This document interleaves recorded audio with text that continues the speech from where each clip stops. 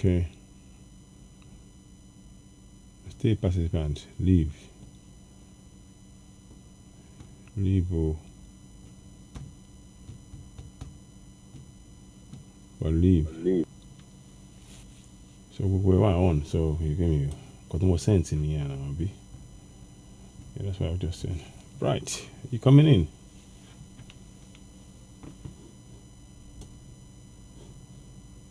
Oh, good morning. Sorry about this. I do apologize. Those of you watching us on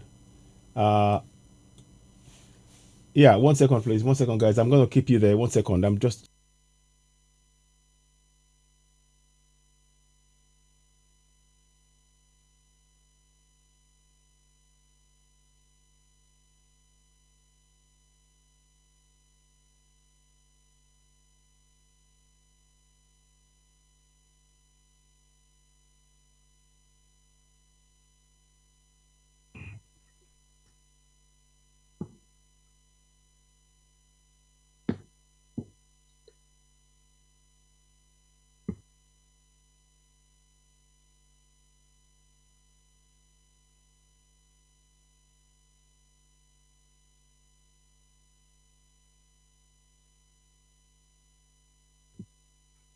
Can you hear me? sorry. Good morning, everybody. Good morning to you all. Morning. Welcome to Citizen AY, the platform where we speak truth to power. This morning, we want to raise an urgent appeal to our people. We're doing this from the Citizen AY Constitutional Awareness Action Group. And what we want to do this morning is to talk about the Constitution from a different perspective. And that's the perspective of the people, of our people on ground, who are living daily with this injustice. So what we're trying to do is to basically make sure we all are up to speed and aware of what is going on. So good morning to you all, and welcome to Citizen AY, the platform where we speak truth to power. This morning, Bright, you are slightly dark. I can't see your face properly, so if you could adjust that for us, please. Bright has been with us, and I'm going to tell you a little bit of a story about Bright, and that's why it's very, very important in this journey. So do join us. Those of you who are watching, you're watching. This program is being carried out under the Citizen AY Constitutional Awareness Action Group. And I'll give you a little bit of intro into the Citizen AY Constitutional Awareness Action Group. That came about shortly after we started doing the reading the Constitution on a daily basis on Citizen AY. And we realized that our people needed to understand one or two things. Let me just change this 1 second. So there we are. So, what is Citizen AY Constitutional Awareness Action Group? Well, it is that simple. We started talking about initially we were reading the Constitution, one by one, page by page, and I'll quickly show you what the Constitution looks like, so that people can be familiar. I want to give you a little bit of a background as to what we're doing. Incidentally, if you do want to join us in this discussion, if you want to become a member of the Citizen AY Constitutional Awareness Action Group, one of the best ways you can do that is to join us on YouTube. You can become a member of YouTube, and that would really help in what we're trying to achieve. So of course, we have some members who are with us on Facebook, but Facebook are making things a little bit difficult of late. So what we're trying to do is move the membership onto YouTube. The reason being there is a lot of work for us all to do. Where's Bright? Bright, can you see me? Are you there? I can't hear you. Can you, Bright? Yes, I can Okay. see you. I can hear you. Can Okay. you hear me? Can you see me? Fantastic. That's better. Now we got Bright back. So I Absolutely. wanted to make sure that you were back before and thank you for taking this on. And hopefully me and Bright will be coming to you guys on a regular basis to be able to talk about this. So now let's just quickly talk about the Constitution to show you what I mean. Bright, just hang on in there. I'm just trying to get some one or two things to them so they know how this came about. We started talking about the Nigerian Constitution back in 20 2018 thereabout. We started doing a program on a weekly basis, but we quickly realized that that was not sufficient enough. As time went on, we realized that the constitution was actually a fraud. So let me just quickly share this screen. I don't know if you can see it. Anyway, you can see the screen now. But Bright, I want you to be able to see that screen as well. That way, so it makes it more user friendly. So we're gonna just quickly go and share screen. So give me a minute, please, guys. I'm just trying to, I'm running this as we speak. So share screen. So what we're gonna share is we're gonna share this one. Right, there you go. So Bright, you can see the screen I'm seeing now. Is that correct? You can. Yes. Right, good. Okay. So the reason I'm trying to do this, guys, just bear with us. I know it's very, very quick. Is to really show you. This is what we have called the 1999 Constitution. So those of you that would have seen us before back in 2018, a brief background. I was part of the people that did the town hall meeting, and we brought to London for the town hall meeting. And it was at that meeting we started talking about the need for people to learn the Constitution. But as time went on, we realized that Constitution that we were reading was actually a fraudulent government document. So we started, we were continuing and we were explaining to people that you had the right, and this was your rights, and you could stand for your rights as laid down in the Constitution. Now let's go into the Constitution briefly. Here we go. So you go into CCAAG, like I'm showing you here, and you click on the Constitution on there. Now, once you click on it, you will see this Constitution of the Federal Republic of Nigeria. At this juncture, I want to put this in your mind right now before you go ahead. It's very important to understand what is going on. This is not a valid document. This is a fraud. This is a fraud. Please do share this broadcast as you're watching. You're watching Citizen AY, the platform where we speak truth to power. If you're watching this is very, very important. We have an urgent message for those of you watching, and we will continue with the same message to make you all know that this constitution is a fraud. And we want to give the background as to how the fraud has been continued on us, and it is time for us to all break it up. But anyway, I will come back to the other document I'm trying to show you, because there's a lot of documentation that we need to bring to your attention. In fact, you know what I will do? Let me do this. What you need to know in conjunction with this constitution, so-called constitution, it's actually a schedule to a promulgation, and I'll show you right now. Let's show you right now. So go promulgation decree. Those of you watching, just type in promulgation decree number 24 of 1999, and it will come up, literally. Now click on that, and what you will see on the screen, I know I'm going very fast, but I want you to understand. What I want you to see is that this document here is a schedule. It's not a constitution, it's a schedule, and I will prove it to you right now. So now it says here in the promulgation decree number 24 of 1999. You can see it on the screen in front of you. Bright, are you seeing that as well? Of course, I can see it. Okay, so what we are trying to tell you now is this. Every single one of you that believes in one Nigeria, wake up. You see, ignorance is a disease, and I'm not abusing anybody. But if you do not know that you are being oppressed, you can't take action to free yourself. And our job is to wake you up. Those of you watching us now, please go ahead. Subscribe to Citizen AY on YouTube. Very, very important that you do that. But we are here to raise the level of awareness. We will not relent. You cannot stand up for what you do not know. You cannot stand up for what you don't for going for Yoruba Nation or Biafra Nation or Middle Belt if you're not aware in the first instance that the constitution that is currently being used on you is a fraud. And I'm exposing the fraud to you.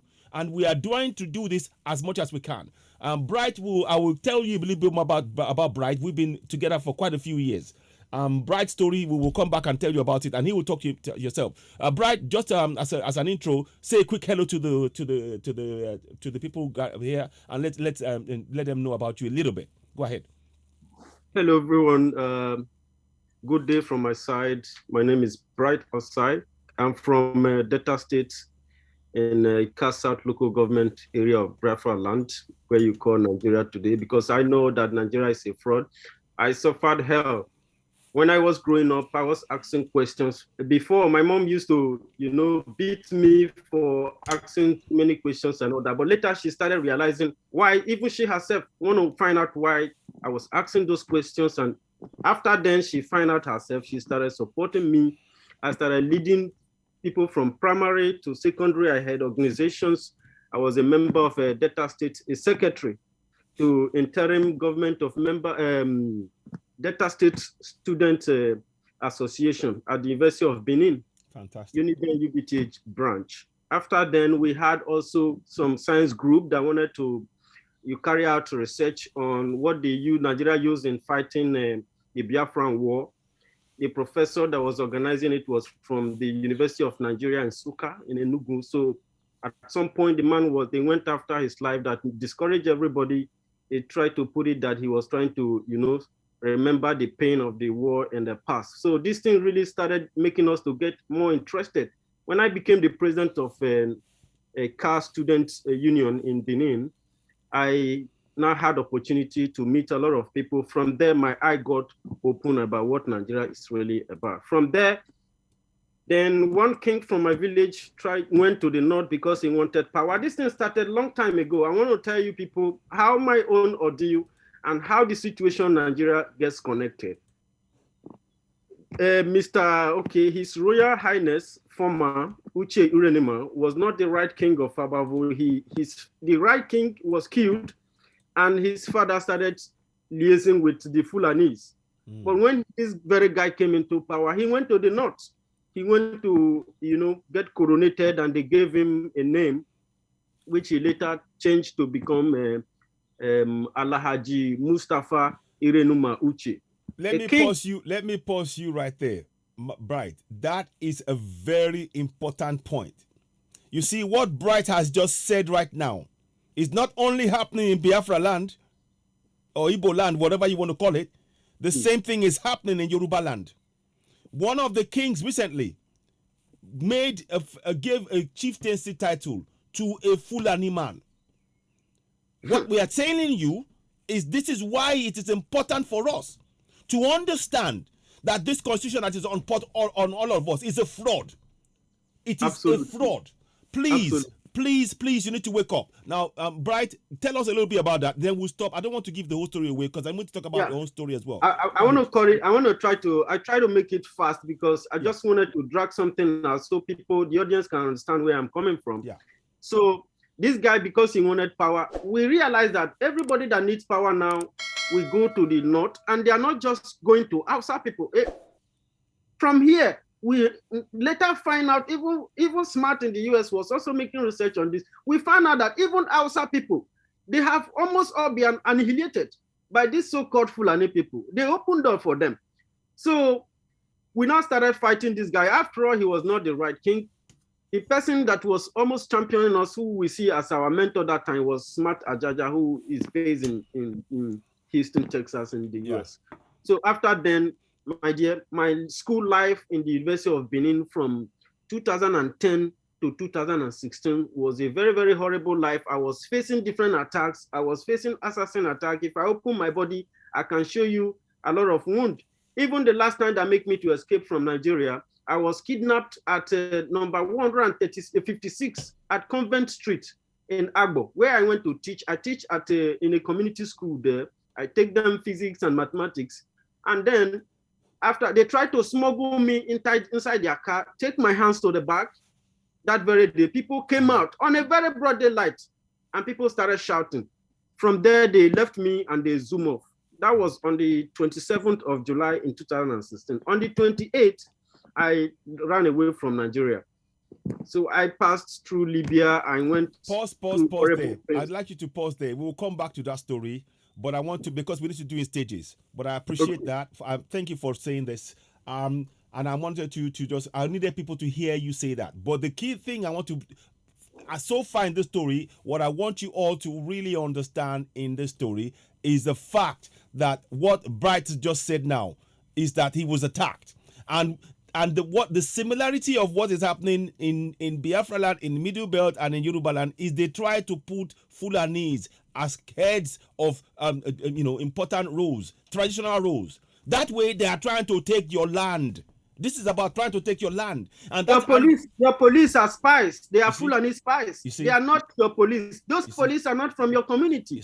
Ask them why did they centralize your life? They centralize your life to Abuja. They bring you this Fulani because they want to have your land. That's it. They want to cleanse you off ethnically. Tomorrow you are going to become an Islamist. Tomorrow. That's it. Very, very soon. Okay. So one second, please. So thank you very much for that interjection, Bright. I appreciate that. Now, what I really want you to also understand is because of that fact, many people who are our local, our indigenous people, we are indigenous to the land known as Biafra, or Igbo land, or Oduduwa land, and Middle Belt. We are indigenous. The Fulanis come from Futajalon. And what they are trying to do is using this said constitution, which I'm going to share with you again. I want to share that bit with you again. Where is it now? Oh, sorry, I've just lost where it is. I think it must be this one. Is that it? 1 second, please. Here we are. That's it. Got it. Share.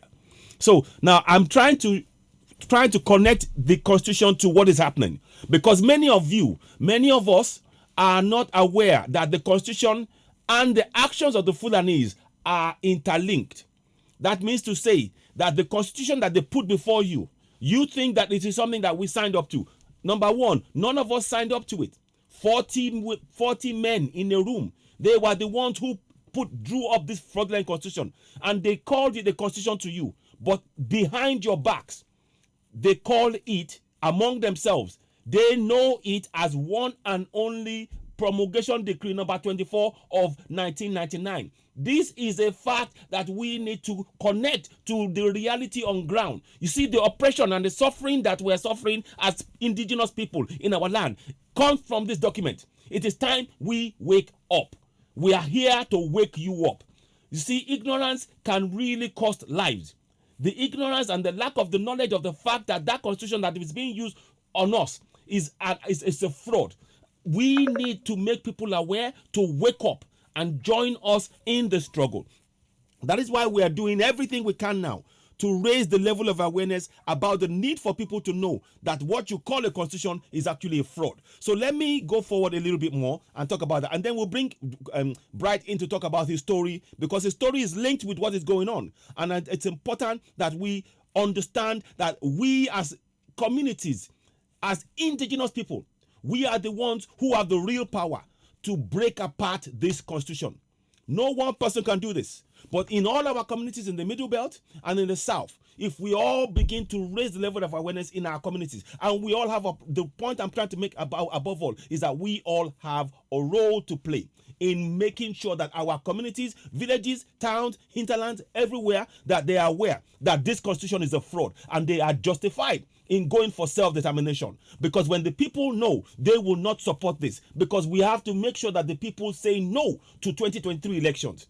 Very, very important. If you do not say no to 2023 elections, we will continue to be slaves in our own land. And that is the message we need to pass to every single community. Please, as you're watching this, don't just watch it alone. Share this broadcast. You're watching Citizen AY, the platform where we speak truth to power. Today's program is about the Citizen AY Constitutional Awareness Action Group. Now, let me show you again. Once again, I talked about the fact that this is the Constitution of Federal Republic of Nigeria, promulgation decree number 24 of 1999. I'm sorry if I'm very, very passionate about this, but this is something that is going to impact the lives of the coming generations. And we, as the indigenous people, can simply not afford to stand by and watch that happen. We need to take collective action. So I'm here to remind us that we have the right to say no. Those of you who are saying you believe in one Nigeria, I am here to tell you that one Nigeria is using a promulgation decree number 24 of 1999 to rule over you. Now, let's go down to the bottom of the page of this document. I want to show you something. It says so here. Constitution of the Federal Republic of Nigeria, promulgation decree number 24 of 1999. You can see that. Now let's go to the lower bottom of the lower page of this document. I want to show you something quickly. Now it says, whereafter it may be necessary for the constitution to be printed, it shall be lawful for the federal government printer to omit all parts of this decree apart from the schedule, and the constitution as so printed shall have the force of law notwithstanding the omission. Now what does that mean? What does that mean? Let's break that down. Let's go ahead and break that down a little bit more, because it's important to understand the meaning of what they're saying. What they're saying to you is that what you call a constitution You see, it says, whereafter it may hereafter be necessary for the constitution to be printed.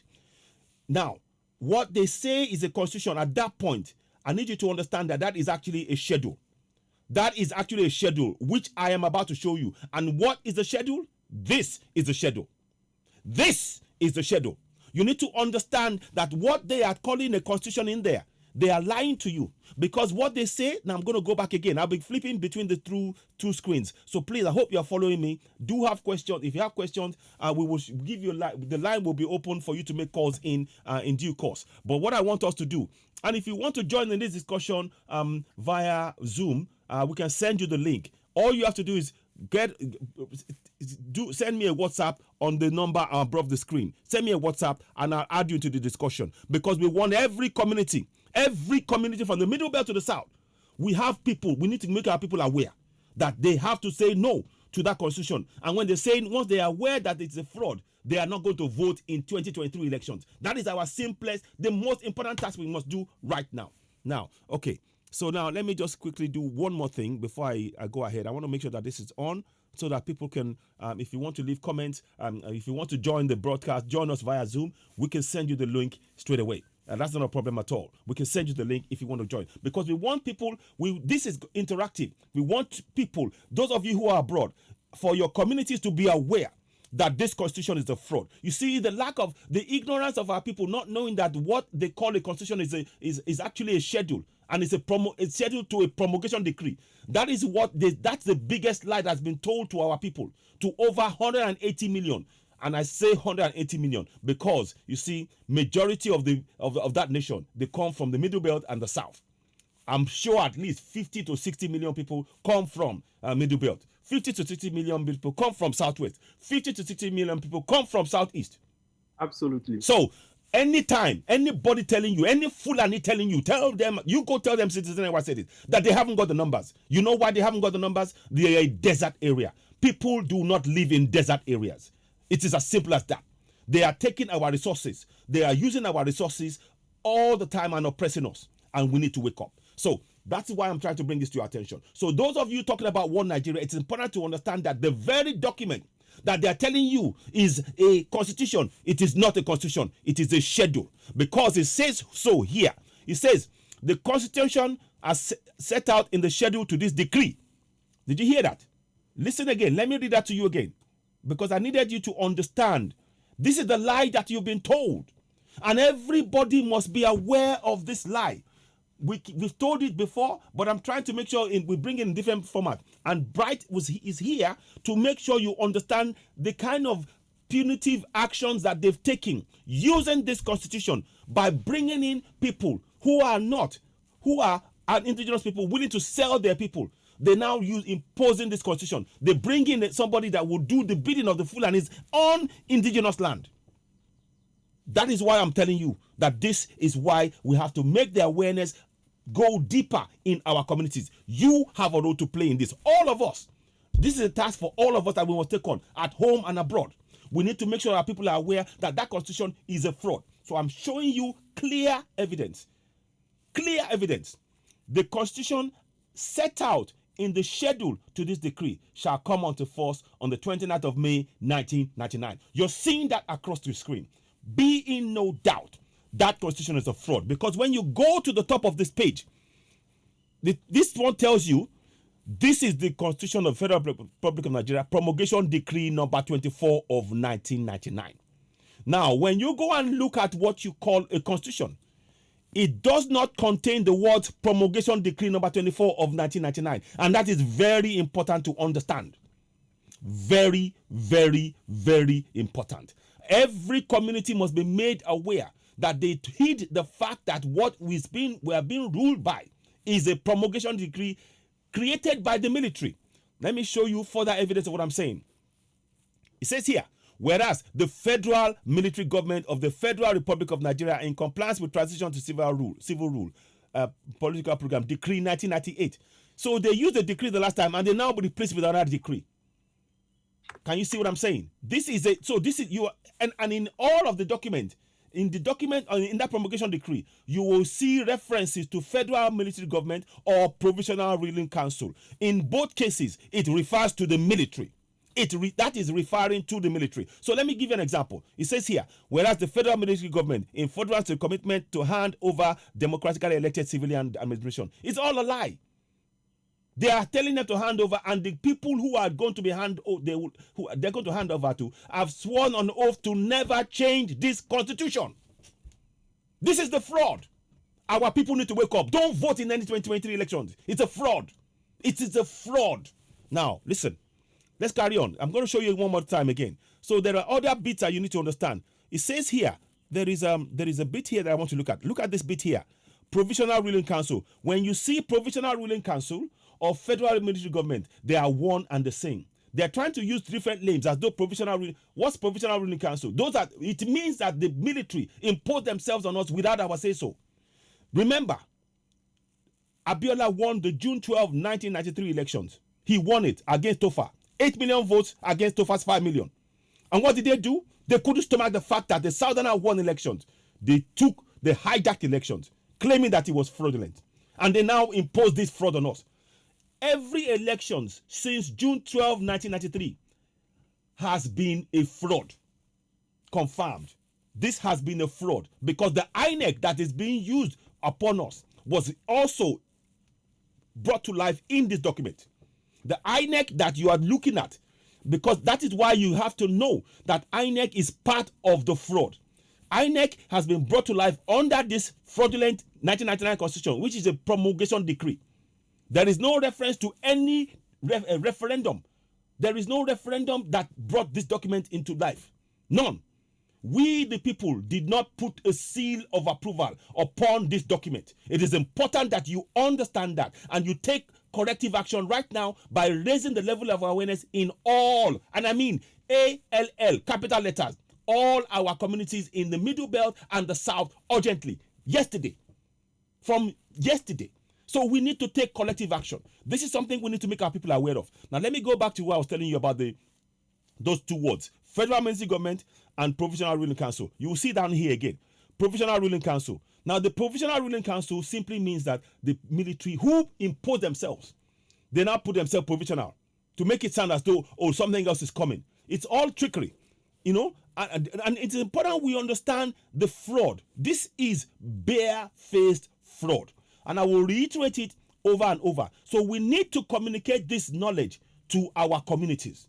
That what they call governance, they are using a fraudulent document that we, the people, never accepted via any referendum. This is an imposition. So please, I am urging you, you need to play your part in this.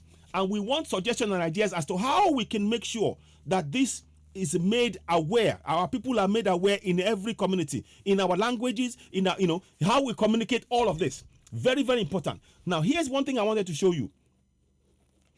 Without a referendum, they said there shall be for Nigeria a constitution which shall be set out in the schedule, again, to this decree.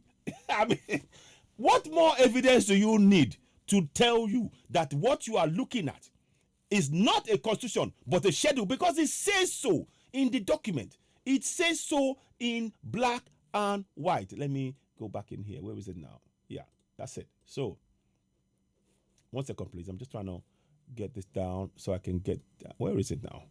Yeah, so here we go. I want to get the next one for you. Sorry about that. Now, I'm not going to stop share. I just need to bring it down. Yeah, here we go.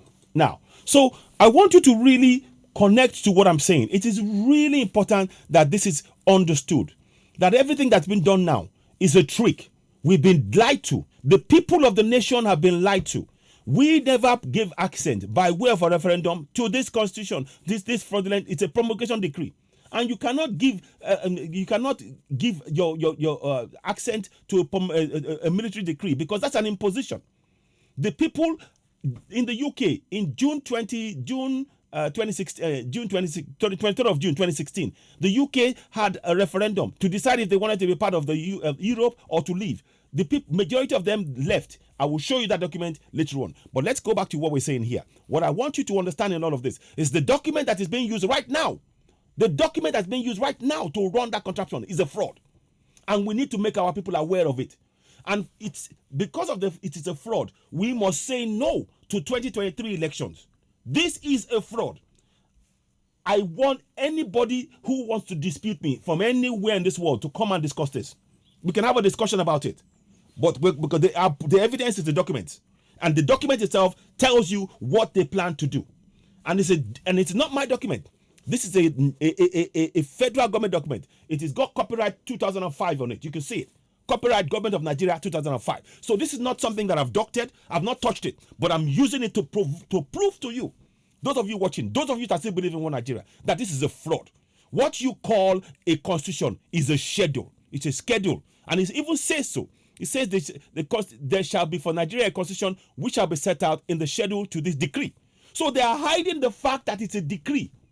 The decree has more power. Now let me show you one more thing about all I'm saying here.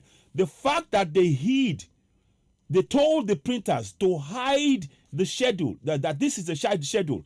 You see here, the printer should have written schedule to the promulgation decree number 24 of 1999. They should have written that. Promulgation decree number 24 of 1999, schedule.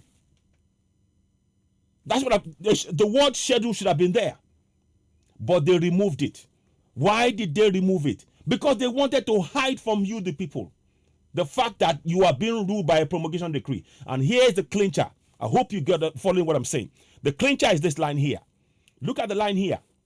It says, this decree may be cited as the Constitution of the Federal Republic of Nigeria, meaning this document, not the schedule. Are you following me? I hope you're following what we're saying. This is very important message that we need to get across to millions of people on ground. We have been oppressed for so long. This document is being used to oppress our lives as we speak.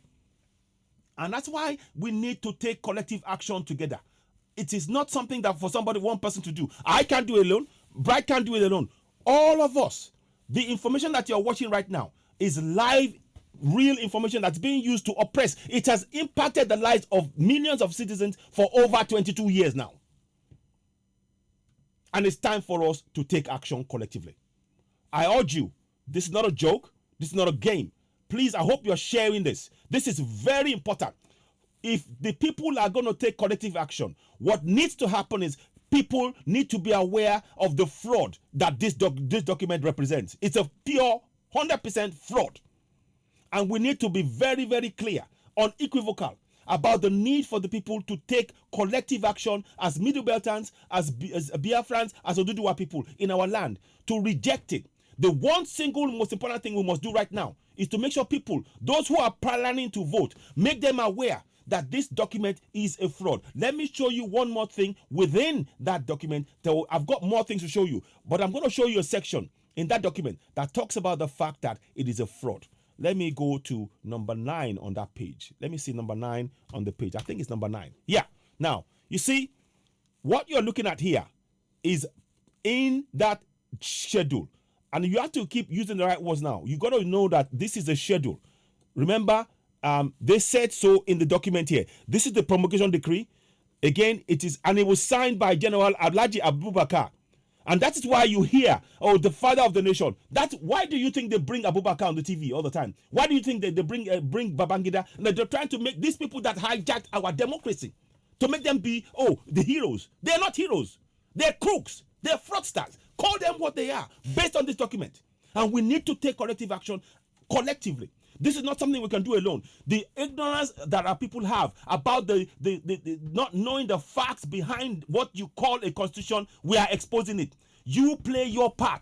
I'm sorry if I'm very, very direct about what I'm saying, but our future is at stake.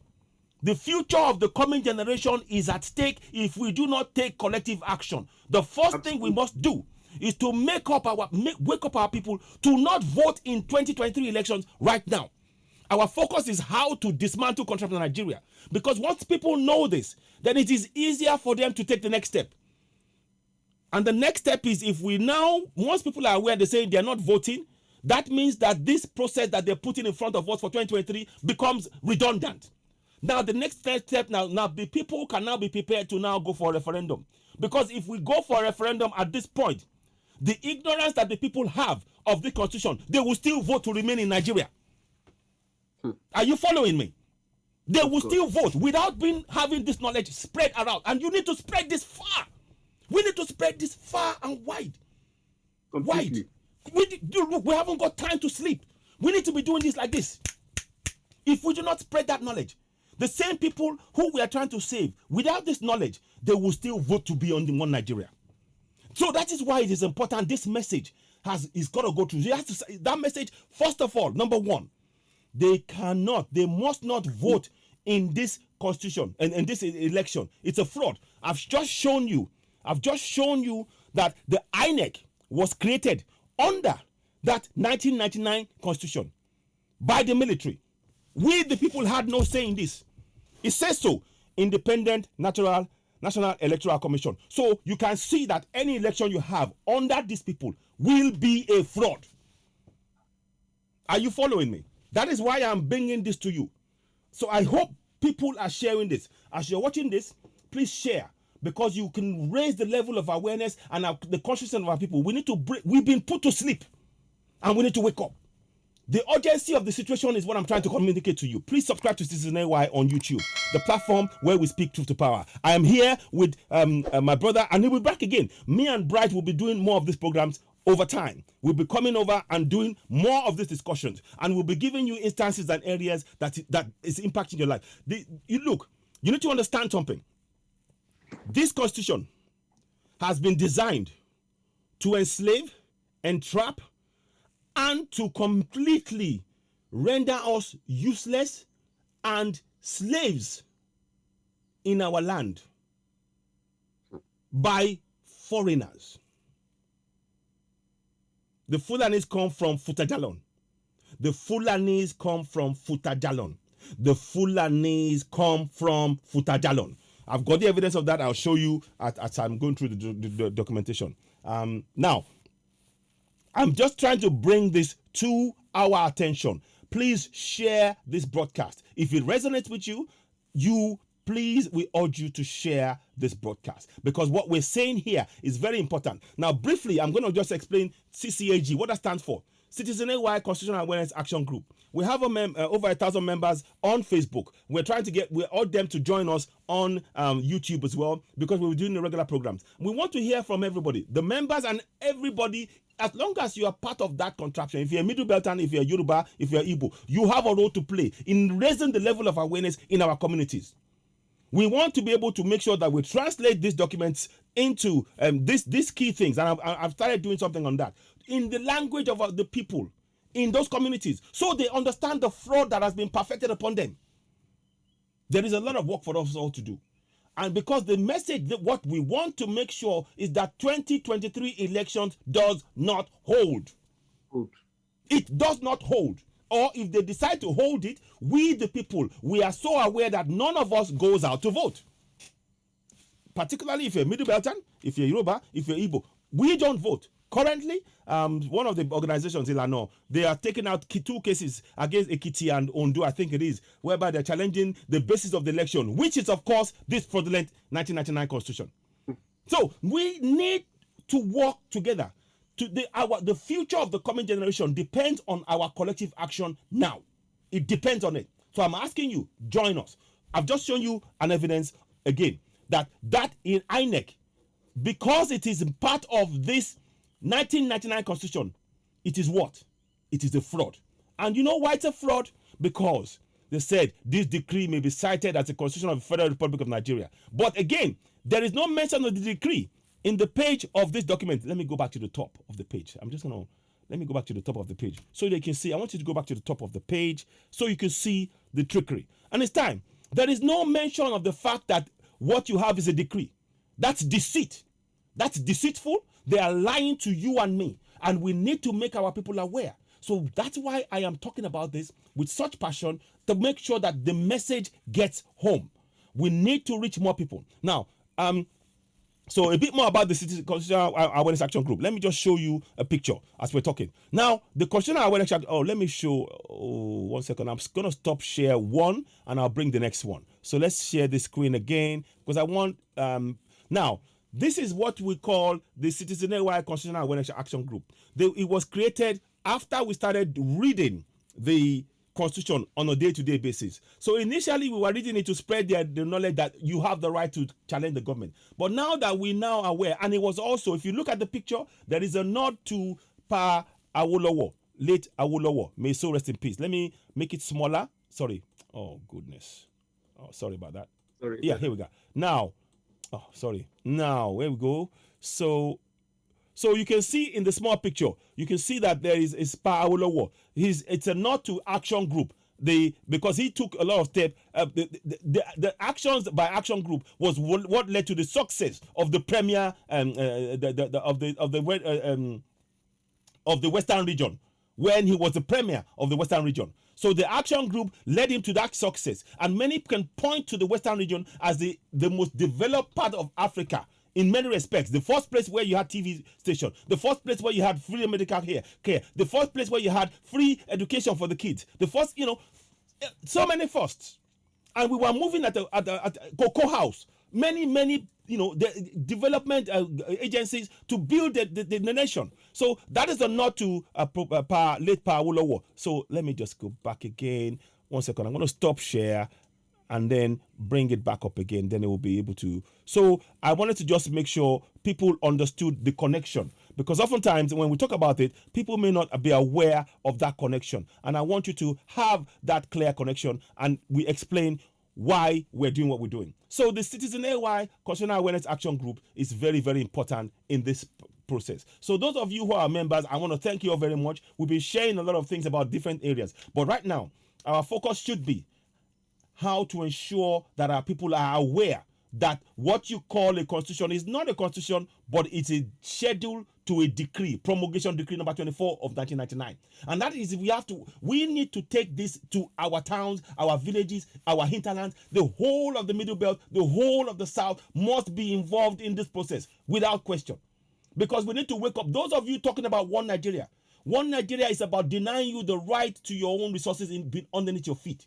I will show you a video shortly. Now let's pull back again from that. So that's the basis. So now you now understand what Citizen AY Constitutional Awareness Action Group is all about. So let's we can stop that now and go back to the discussion. Let's bring in Bright. Now, please, Bright, I want you to tell us, after the threat to your life and everything else in 2016, from what you said, what next steps did you have to do? So please tell us more about that. Go ahead. Yeah, thank you very much, Citizen AY. And I want to thank you for making this our program to start coming effect like this. I waited for this for a very long time. I know with so many things that was going on, you have to put yourself together, do a lot of things. I've been watching you. I'm very proud of you. You are my hero. No, we're all heroes in this struggle, believe me. The fact that you're coming, I'm grateful. Thank you. The fact that you kept this thing going, you never gave up. I know the pressure. Sometimes I'm unable to come on live to make broadcasts and all that, and you've been kicking very hard, hitting these people very hard, making sure that these informations people get it. I thank you for that. No, you're welcome. When I realized that my life was strictly under some certain people, because people have been following me after that kidnap, I have to move from my place from Agbo to Kano.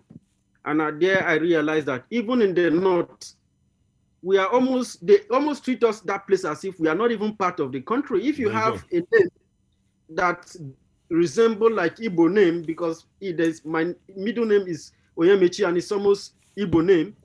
I saw I was very, very much, my temperatures were high. I was confused. I didn't actually know what to do, but my brother advised me to leave that on the 28th that night to make sure I get to Kano. Then from there, I can figure out a way to find my way, just for my own safety. Mm-hmm. So that was how I found out a way. A lady who helped me, and we became friends. We shared a lot of things together. So we managed to pass through the stress, through the Sahara Desert together. So you actually left the country, is what you're saying? I left the country. Are you listening? I hope you're all listening. No, please share this broadcast. Go ahead. I left the country. I moved from Kano to Katsina.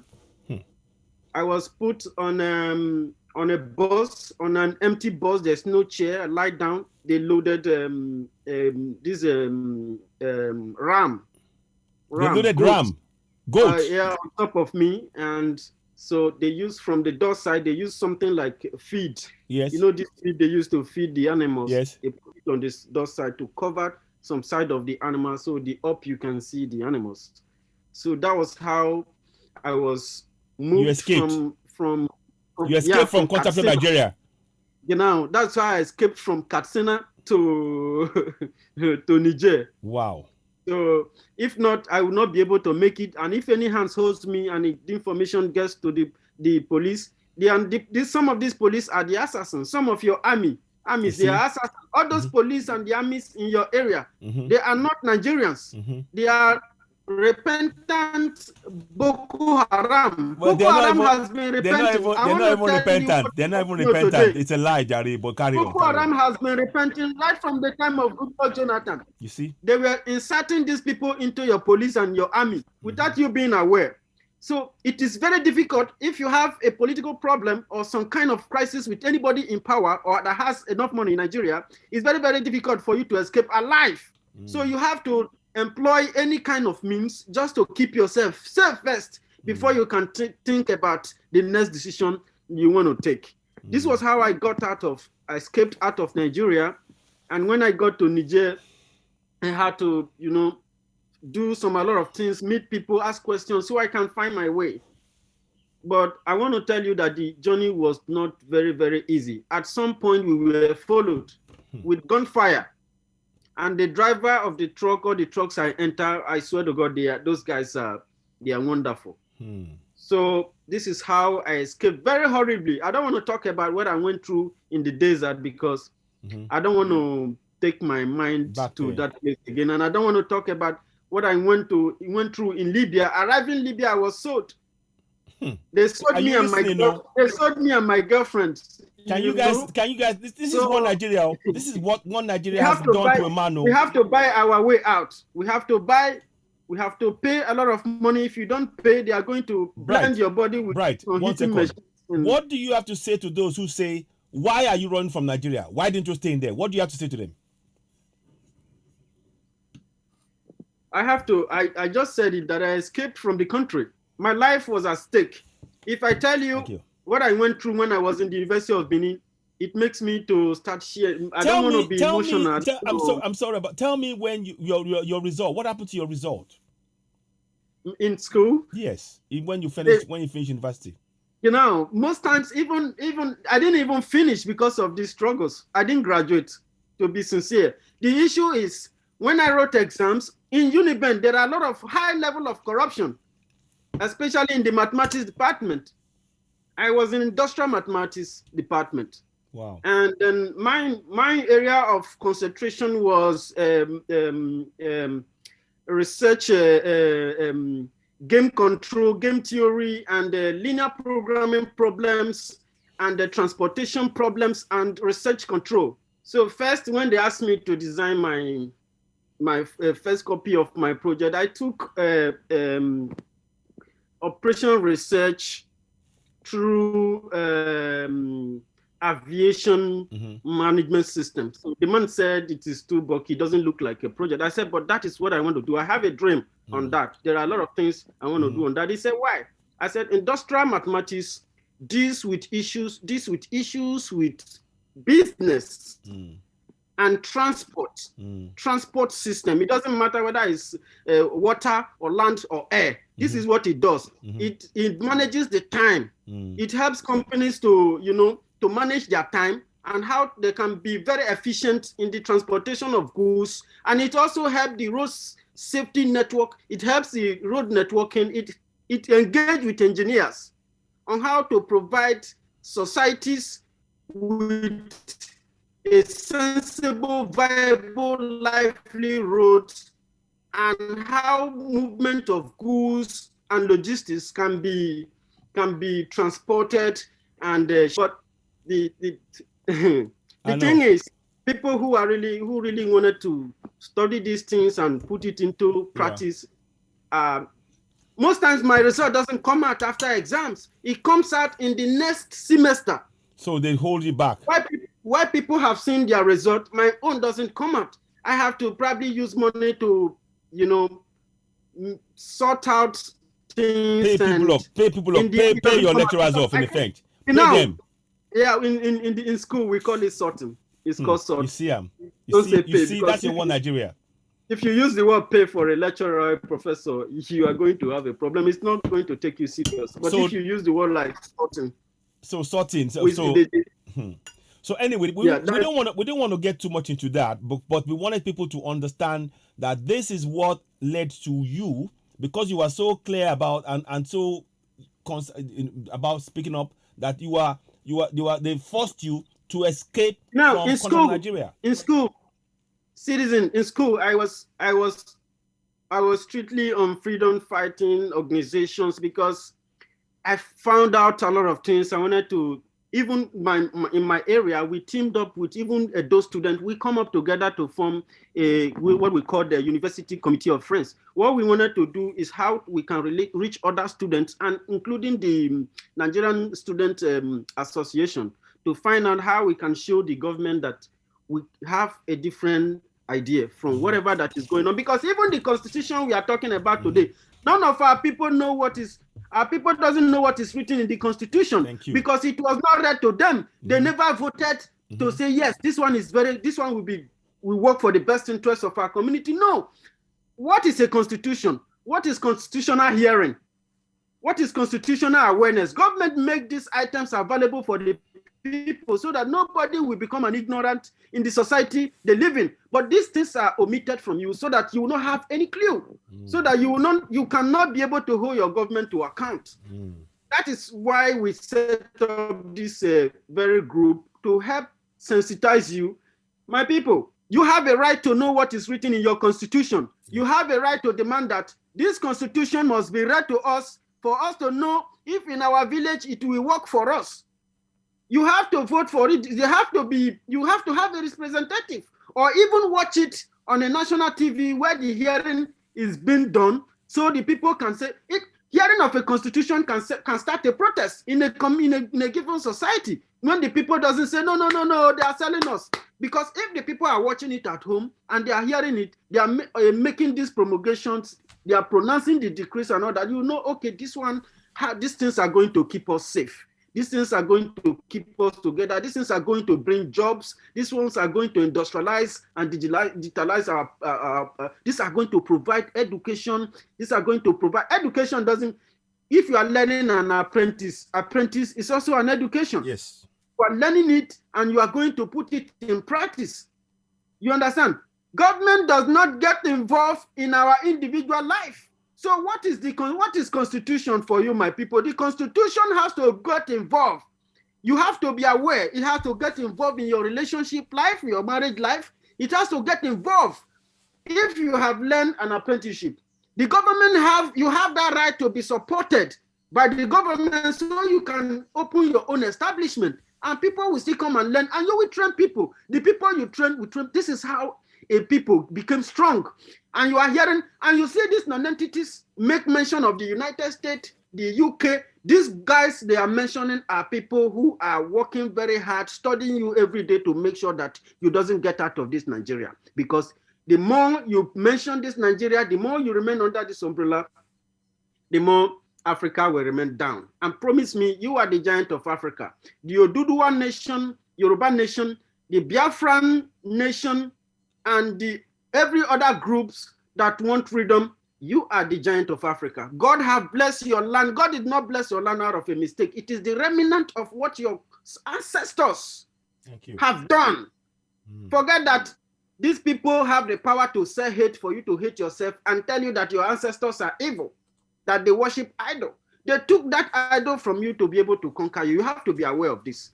And this is how, if we achieve this freedom, my brothers, this freedom, we are giving you a chance through referendum to choose the type of society you want to live in. We have a very big dream.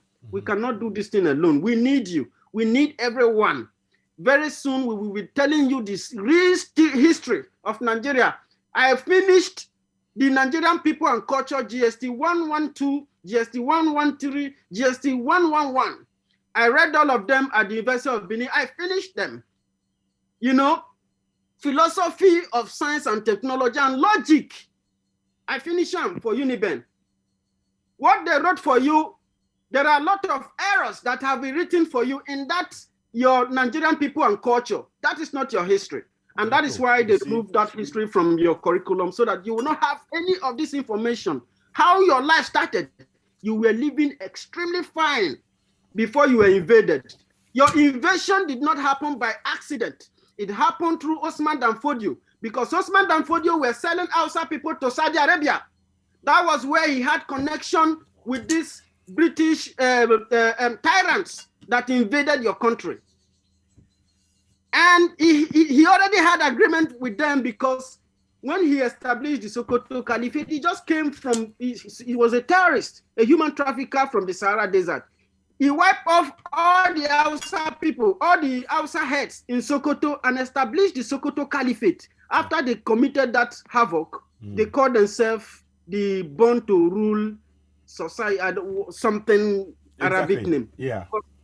I want to tell you how this Fulani came and they conquered. They were taking Hausa people out, while Hausa people were embracing them, using them. They connived with whoever they connived with to fight and destroy your freedom. Yeah. There are a lot of things that you need to know. Exactly. Before I hope I'm not taking too much time. No. It's very important. You see, these are things, it's important to hear facts from other people's perspective, and definitely yourself, because of what you went through. One of the things that Bright he talked about, we have to respect that. When he talks about those things, about being sold a slave in Libya, that is what Nigeria has done, reduced us to. Nigeria has impoverished the indigenous people. As we speak, the Nigerian government passed laws whereby they want to make it easier for the Fulanese to become an indigene in every part of that contraption. So if you're a Yoruba man, a Fulani man, they will bring him in. Once he comes in there, he's an indigene. That's how they look at it. If you're a Biafran, once the Fulani comes in, he's an indigene. I will be doing more videos. You've heard Bala Mohammed. He said that they are welcome from all across the whole of West Africa to come into Nigeria. So when you talk about one Nigeria, those of you espousing one Nigeria, please be very, very, understand this. What you're saying is the obliteration of your people, particularly if you're a Middle Belter and a Southerner.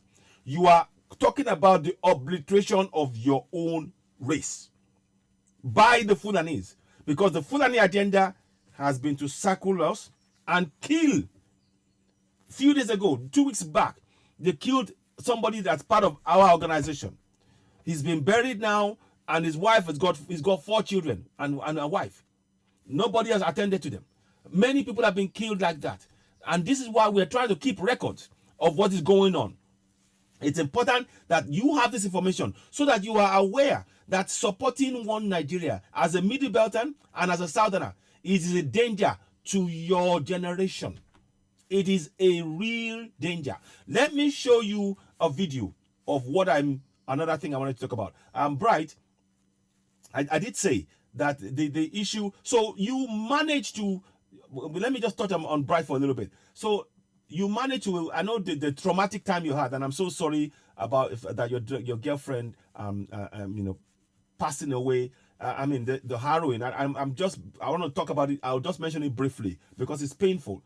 His girlfriend died in the sea between the Mediterranean and Europe, and he watched her die. That's one Nigeria for you. That's one Nigeria for you. When we tell you that those of you talking about one Nigeria, you don't know what you're talking about. We are giving you clear evidence. Number one, critical evidence of all. You are being ruled by Promulgation Decree number 24 of 1999. Let me just quickly go into that and show you again. Because these are things that we need to be aware of.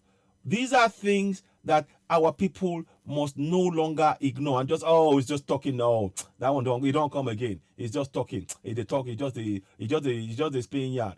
No, that's not what I'm saying. That's not what we're saying at all. We're telling you that it is time for you. So let me just move this phone to this side here. It's time for us to collectively break away from contraction Nigeria. We must. That is the only option we have left. Where is it? Is it this one? Okay, let me just make that smaller here. Yeah, so that got it now. Got it now. So let me. Yeah. So now here we go. So what we're telling you is this: those of you watching us. Okay, one more second. Give me a minute. I'm gonna share again. Sorry. Here we are. That's it. Now, what we're telling you once again is that everything that is being done to oppress us right now is in that constitution. That constitution led to Bright and many others running away from country of Nigeria. We've heard about, there's a story I will bring in about some girls who are in UAE. They are living in one room. About 12 or 20 of them staying in one room. That is what One Nigeria has brought upon the city, the indigenous people. And One Nigeria is using the money meant for roads, water, light, schools, bridges, healthcare, using the money to pay Fulanis to come and kill indigenous people. That is what is happening. So this is why we need to say no to 2023 elections. Because if we say, if we don't take action now and that election passes, we will become slaves for perhaps another 100 years, 1,000 years, who knows? So our task now is to wake our people up. Let them know that this, what you are calling the constitution, is a fraud. Like I told you before. Let me drop that down, so I want to make sure you have this clear picture. So this is promulgation decree. We are being ruled to date. And one of the things that I wanted to mention, I forgot to mention, when a government is going to when they elect a new president, so-called select, because it's a fraud, the election is a fraud. When they're going to swear in the new so-called president, they have to swear on oath to keep the constitution intact, to not change it. In fact, in APC recently, they made keeping the constitution as is the prerequisite condition for every aspirant before they become, to be even considered aspirant. You have to swear on oath to ensure that you will keep the constitution of Nigeria intact. So this is what I'm telling us all. This information is very important. We are going to, I'll be doing this again in English. Maybe I might bring somebody else along. But what I want you to understand is that the actions of this government, by way of this fraudulent constitution, has impacted the lives of millions of Middle Beltans, millions of Yoruba, millions of Igbo, to the extent that many of us are running out of our own nation. A nation endowed with resources, untold resources. I've done videos. I'm telling you, one example, bitumen. We have the second largest bitumen reserves in the entire world. None of our roads should be untarred. None of our roads. I will come back and do a show again about this. Bitumen is what they use in tarring roads, in concrete buildings. You know, all of it. They use it. It has many uses, and you can make a lot of money. We could tar the whole of Africa with the resources that we have. Good. And create jobs. Do you know that we are importing bitumen? Last year, they imported bitumen. It was the highest import for this corrupt governance. The highest import. And we have the second largest reserves of bitumen in the entire world. And you're telling me to believe in One Nigeria? We need to wake up. But to do that, our people in our communities need to know that what is being used to rule them is actually a fraud. And like I said, you know, everybody who's sworn in, they have to swear on oath to protect that fraudulent constitution. And as we all know, it is what is known as Promulgation Decree number 24 of 1999. And that word, Promulgation Decree number 24 of 1999, every community must know that. In the Middle Belt, in the Southwest, in the Southeast, every community, we need to make them know that what is being used to rule over them is a Promulgation Decree number 24 of 1999. Because we need to raise the level of awareness. This has to be something that the people know in their sleep, while they're eating, while they're drinking, while they're walking, while they're talking, while they're going to school, while they're making love, whatever it is, they need to know in our communities. Because that is the only way to wake our people up. Because if you don't know that you're being ruled by a fraud, you will continue to accept that fraud. Let me say that again. if you don't know that you are being ruled by a fraud, you will continue to accept that fraud. And the time has come for us to reject it. The clearest way we can do this is to say no to 2023 elections. Take no part in it. Those who are telling you to go and get your PVC card, they want to deepen your enslavement. They want to keep you enslaved in your own land. Now, let me show you a video, and then I'll come back and I'll show you another part of the Constitution that is damaging to us. Let me show you this video of something that I came up recently. Let me just show you. Now, I want you to watch this video, and I'm going to play it, and it'll play for a second. I'll play it here. Nigeria. And the people who... Now, I want you to watch this now. I'll give you a brief intro on this video. I might not play all of it. They found, a few days ago, they found oil and gas. You see there's a gas flaring behind the man in the picture. You see that? Now, this was found in Amojinike in Enugu State a few days ago. And what happened was, I mean, the man will tell you, the school wanted to drill for water. You know, and again, the school wanted to drill for water. In the nation, shouldn't we have interconnected pipeline for water, pipes that would provide water for every community? But oh no. Nigeria will spend money on that. Instead of Nigeria spending money to give you pipe-borne water across the whole nation, they would rather give the money to Fulani. Do you know that they're giving money to Fulani? They're giving them land from our own federal government money. 80% of the money that they're going to use to give to bring the Fulanis in is federal government money, and then 20% is from the state. Governor Bala Mohammed said this. What part of where are you seeing this one Nigeria? When these people, they are using, we have no functioning refinery. We have no functioning refinery. 4 refineries non-functioning, and they are taking our oil going to Nigeria 200 kilometers away to build another refinery with our money, and we are impoverished. And you are talking about one Nigeria. You need to wake up. Now, let me show you this. So the reason I'm showing you this, I'll become clearer afterwards. But I want you to see what is happening here. They found the dog.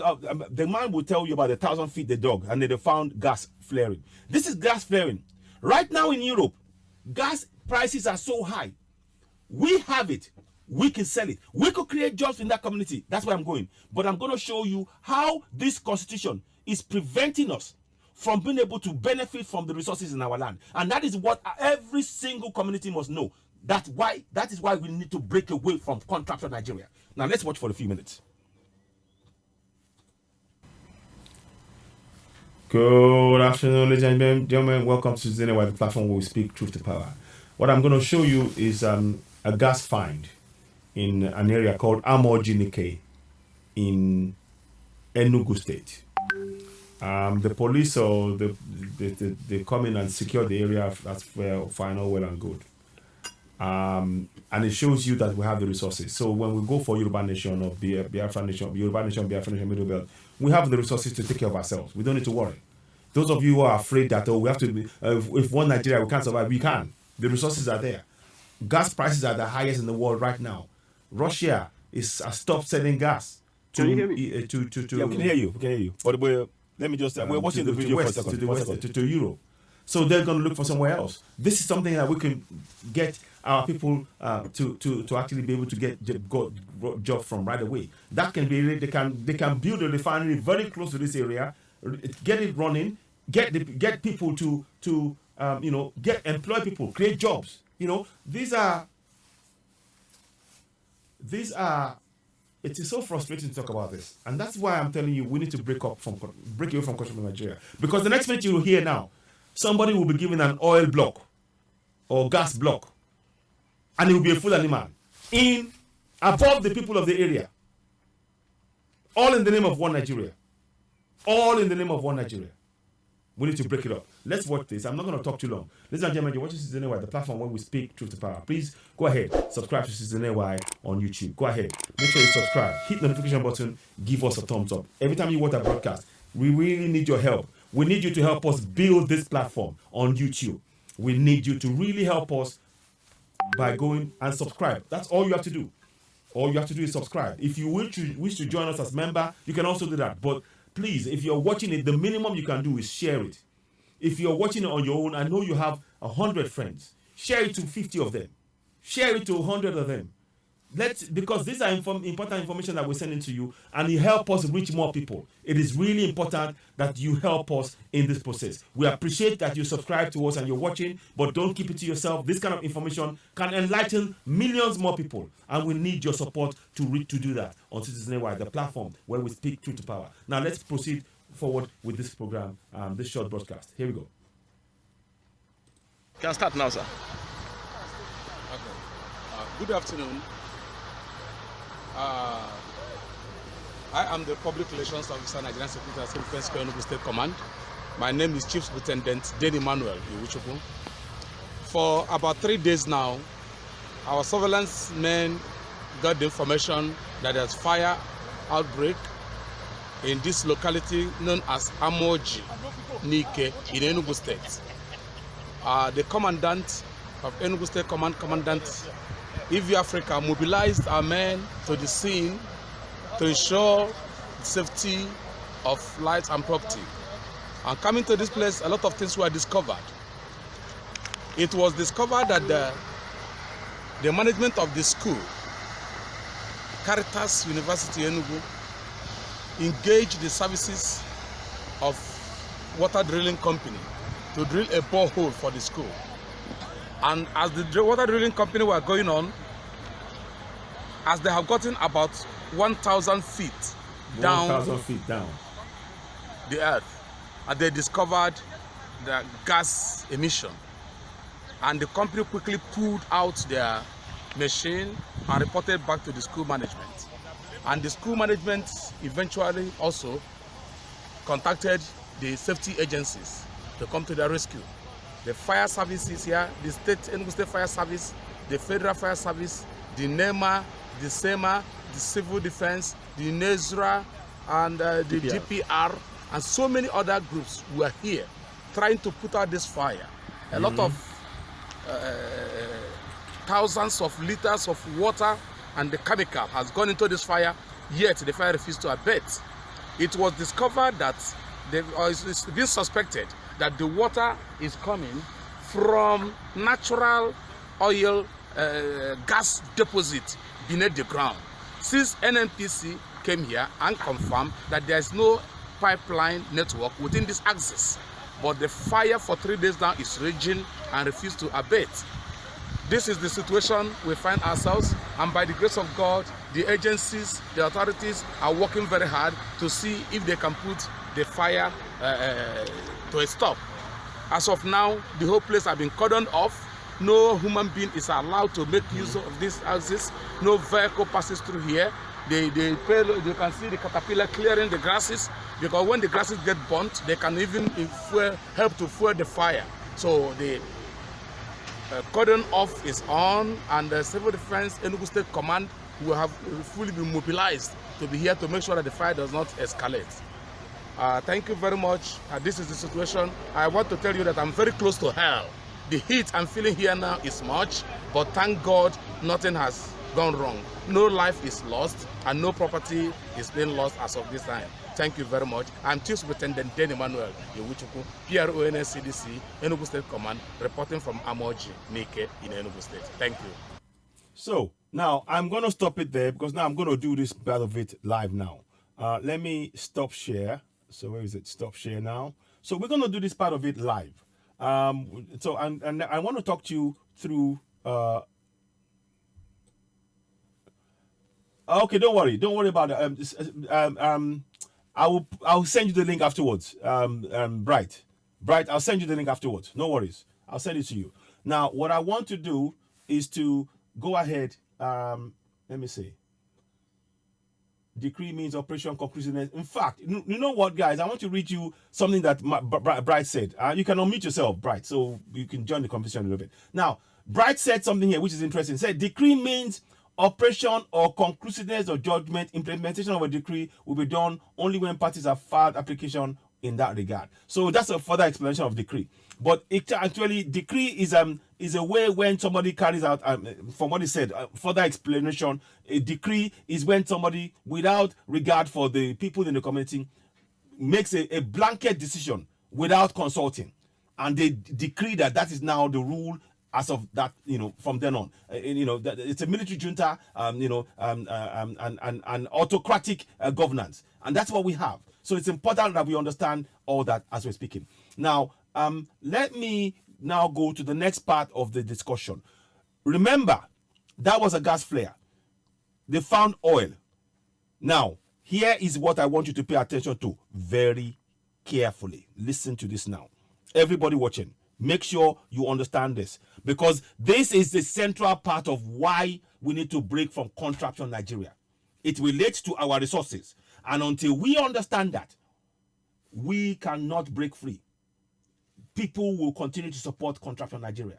We want to break free. We are going for Yoruba nation, Biafra nation, Middle Belt. We're going for that. But to do that, we need to make people aware that the fraud that constitution is. Now, let me show you what I mean precisely. Here we go. So now we're going to share screen. So we're going to go back here, share the screen again. So you see it now. Now, we're going to go back down one touch. Where is it now? Right. The report is from Amoji Nike. So let me just mute that. Now, let's go back to the constitution. Again, keep in mind, every one of you watching, make sure that you tell your family and friends back home. And I'm going to try and see if I can find a translation for this, for example. I want you to give in fact, what I would do, let me do this quickly. I want to try and do something quickly and see how that works out in terms of what I'm trying to do here. Because we need to understand one thing. We have to really be very clear about one thing. That what you call, I'll do it this way. Don't worry. I'll keep it here. I'm going to do something quickly. And I will try and read it to you. Then I will, it's something that needs to be done, and I think once I'm able to do it, then I can explain it, because sometimes if trying to explain something to you without actually having it in place can be a little bit problematic. So, but I want to show you something quickly. Now I'm gonna bring that into, how can I put this across? I'm trying to find a way to explain this. So, for example, now I have tried to explain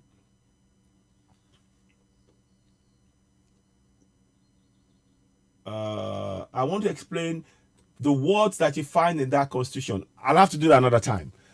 There is a way to translate those words that you see, the words that you see on the screen, in our local languages. And let's set about doing that. So, for example, I will show you what I have got in place here now. I wonder if that can work. Can I do that? Yeah. So you want to use whiteboard? Sorry? You want to use whiteboard? Yeah, that's what I'm going to try and get up now. I'm going to try and stop sharing the screen for a second and get a whiteboard up, because I need to get the whiteboard from the screen. And that's a very good. Thank you very much. Thank you. Thanks for even saying that. It just made it clear for me now. Sometimes when you're thinking so far ahead about things, you're not quite with it. So thank you very much for that great suggestion, Bright, because it is there to be used. So now, let me show you what I mean. Let me see. I hope it will print it. Will it do that? I'm trying to put some words that I found in there, but it's not letting me do it. Okay, let me see. Let me go back again. Sorry about this, guys. I'm just trying to take a little bit of time to get the things in place. So, iPhone, iPad. No, okay, I'm going to have to do it another time. I'll do it another way. Don't worry. We'll come back to it. But what I want to do is later I will do that. It's easier if I explain it another way. But, for example, this words here, we need to translate it to our local language so people understand. So, for example, I've read something here. It says Ilanoti Federal Republic of Nigeria. That means the rule of Nigeria, number 24 of 1999. Awofin Federal Nigeria. So that is so it's talking about the fact that it's actually a promulgation in our local language. So we need to do something like that. But I'll bring it up shortly if I can find. I think I know something to do with that. But let's go back to where I'm really going. So keep in mind that this is what we're looking at is a promulgation decree. Everything else, what you call a constitution, is not a constitution.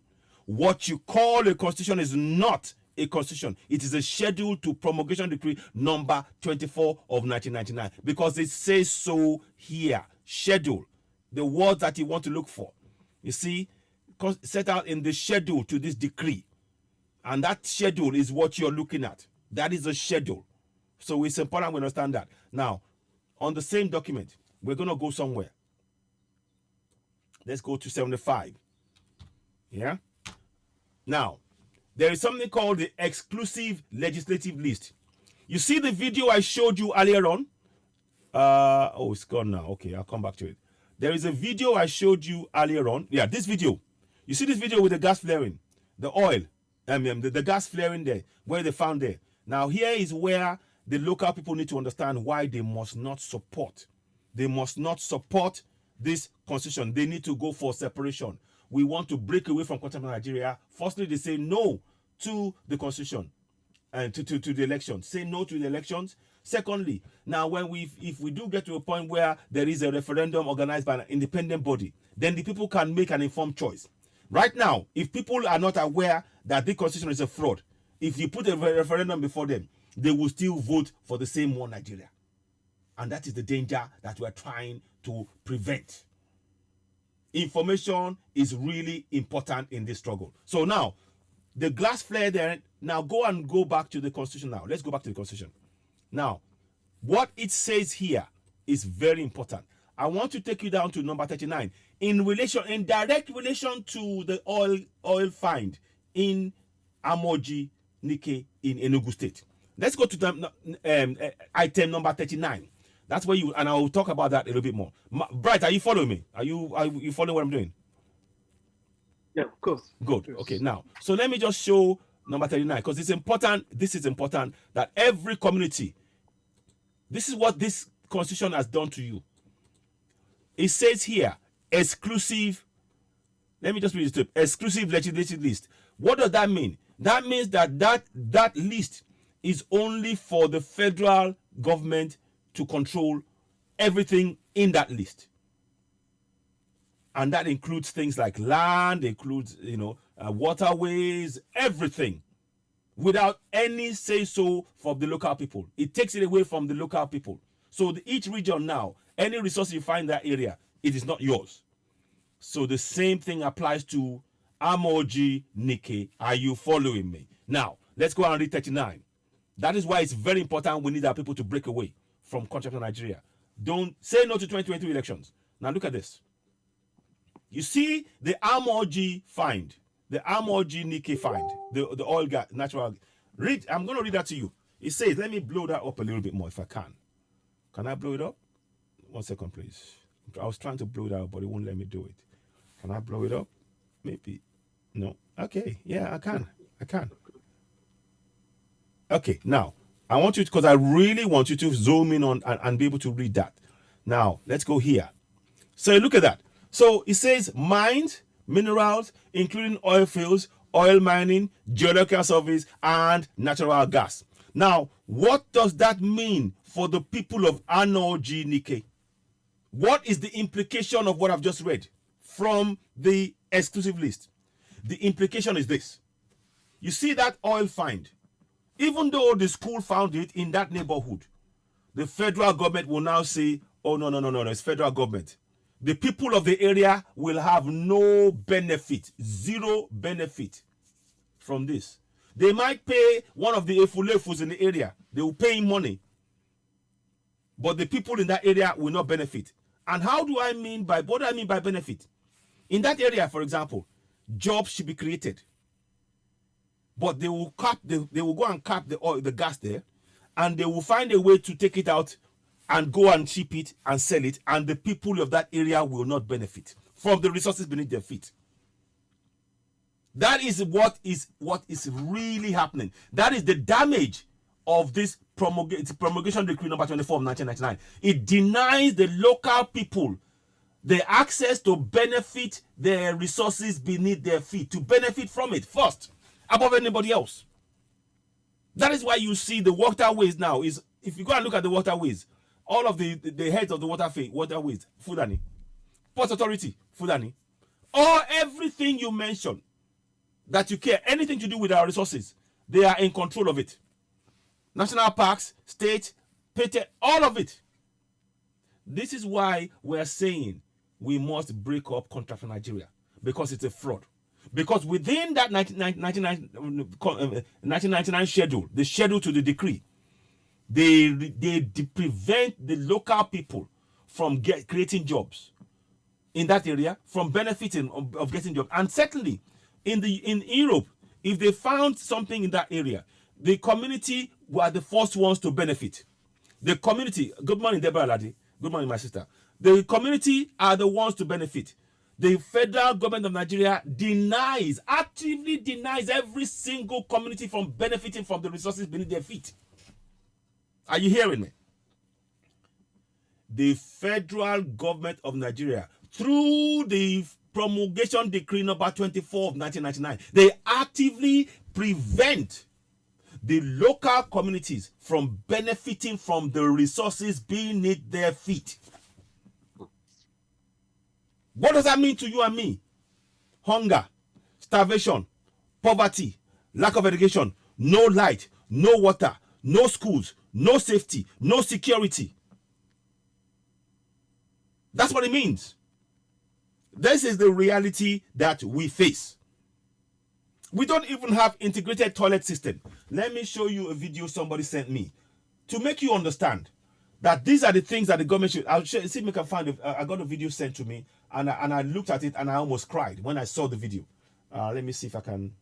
Oh, am I connected? Yeah, I'm connected on WhatsApp. I am. So let me just go back in here. So I'm just trying to check what's going on. Give me a second, please. I want to make sure this is okay. I think I might have actually taken it in. No, it's not here. Okay, but I will show that later. You know, they show toilet where people are actually, on the streets. You know, they put a plank with a small box where people can actually use as a toilet on the street in the middle of the road. Over a gutter. I mean, come on. Come on. When are we going to wake up? So your government is engaged in denying you access to your resources. You know, your government is engaged in denying you access to your resources. That's what they're actively doing.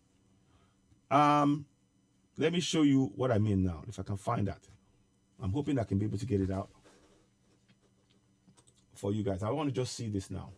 So I'm going to close the window and come back, open it again, because I want you to see this.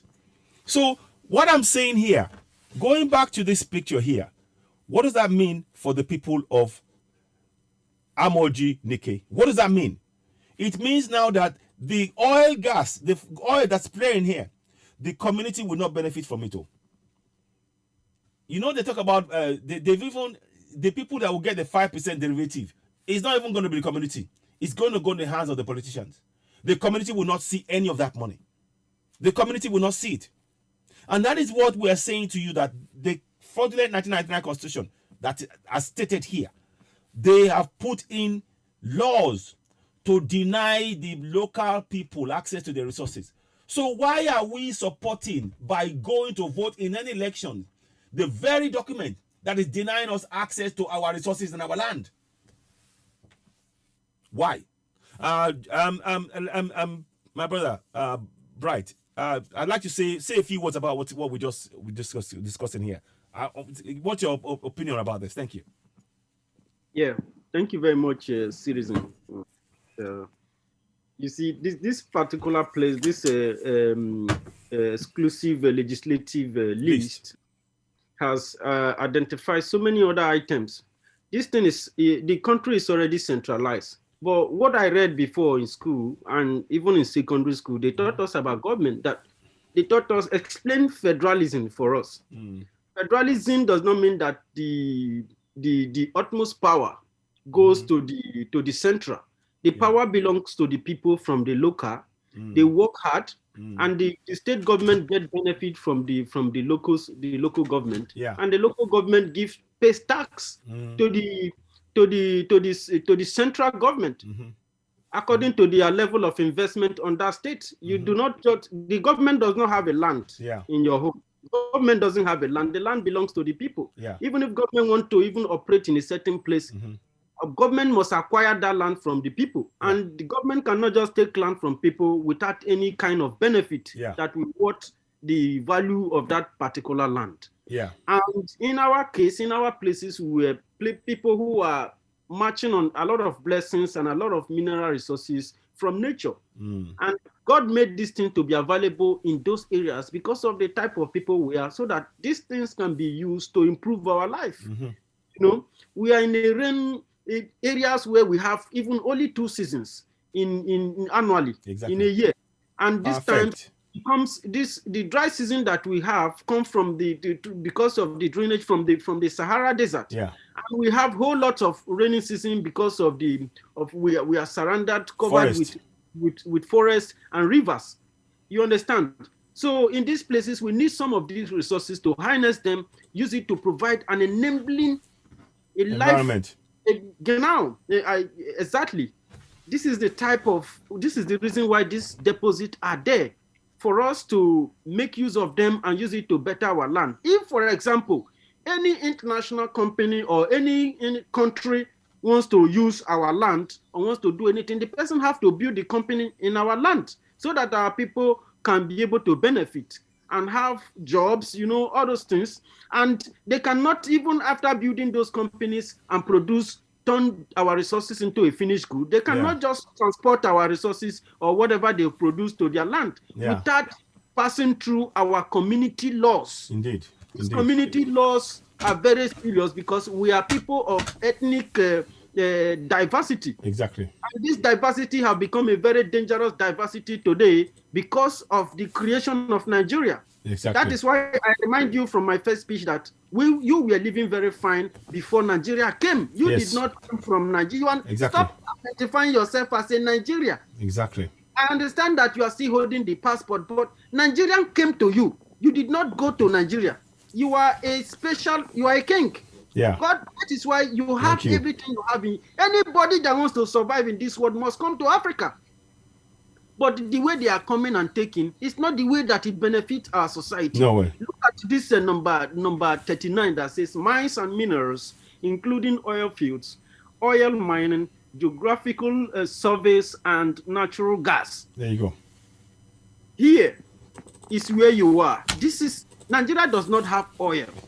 Nigeria does not have gas or have any kind of mineral depot. If you go to the north, I can tell you what they have. If I want to go to that, they are still very, very much blessed. But in our case, this is the only thing we have. Sometimes, like in my area, you are unable to make farm in your land because of oil spillages and Panoshen and Chevron drilling the ground all the time with the disturbance. People have to even travel to far place to make farms, especially people who plant crops. This is the reason why you have to take benefit of this the minerals deposit. By doing it, we need the collective effort to free ourselves from Nigeria. You do not have to accept any kind of political solution, except if it is a referendum organized by an international body. Yes. Not by a highly corrupt individuals who have hijacked your system.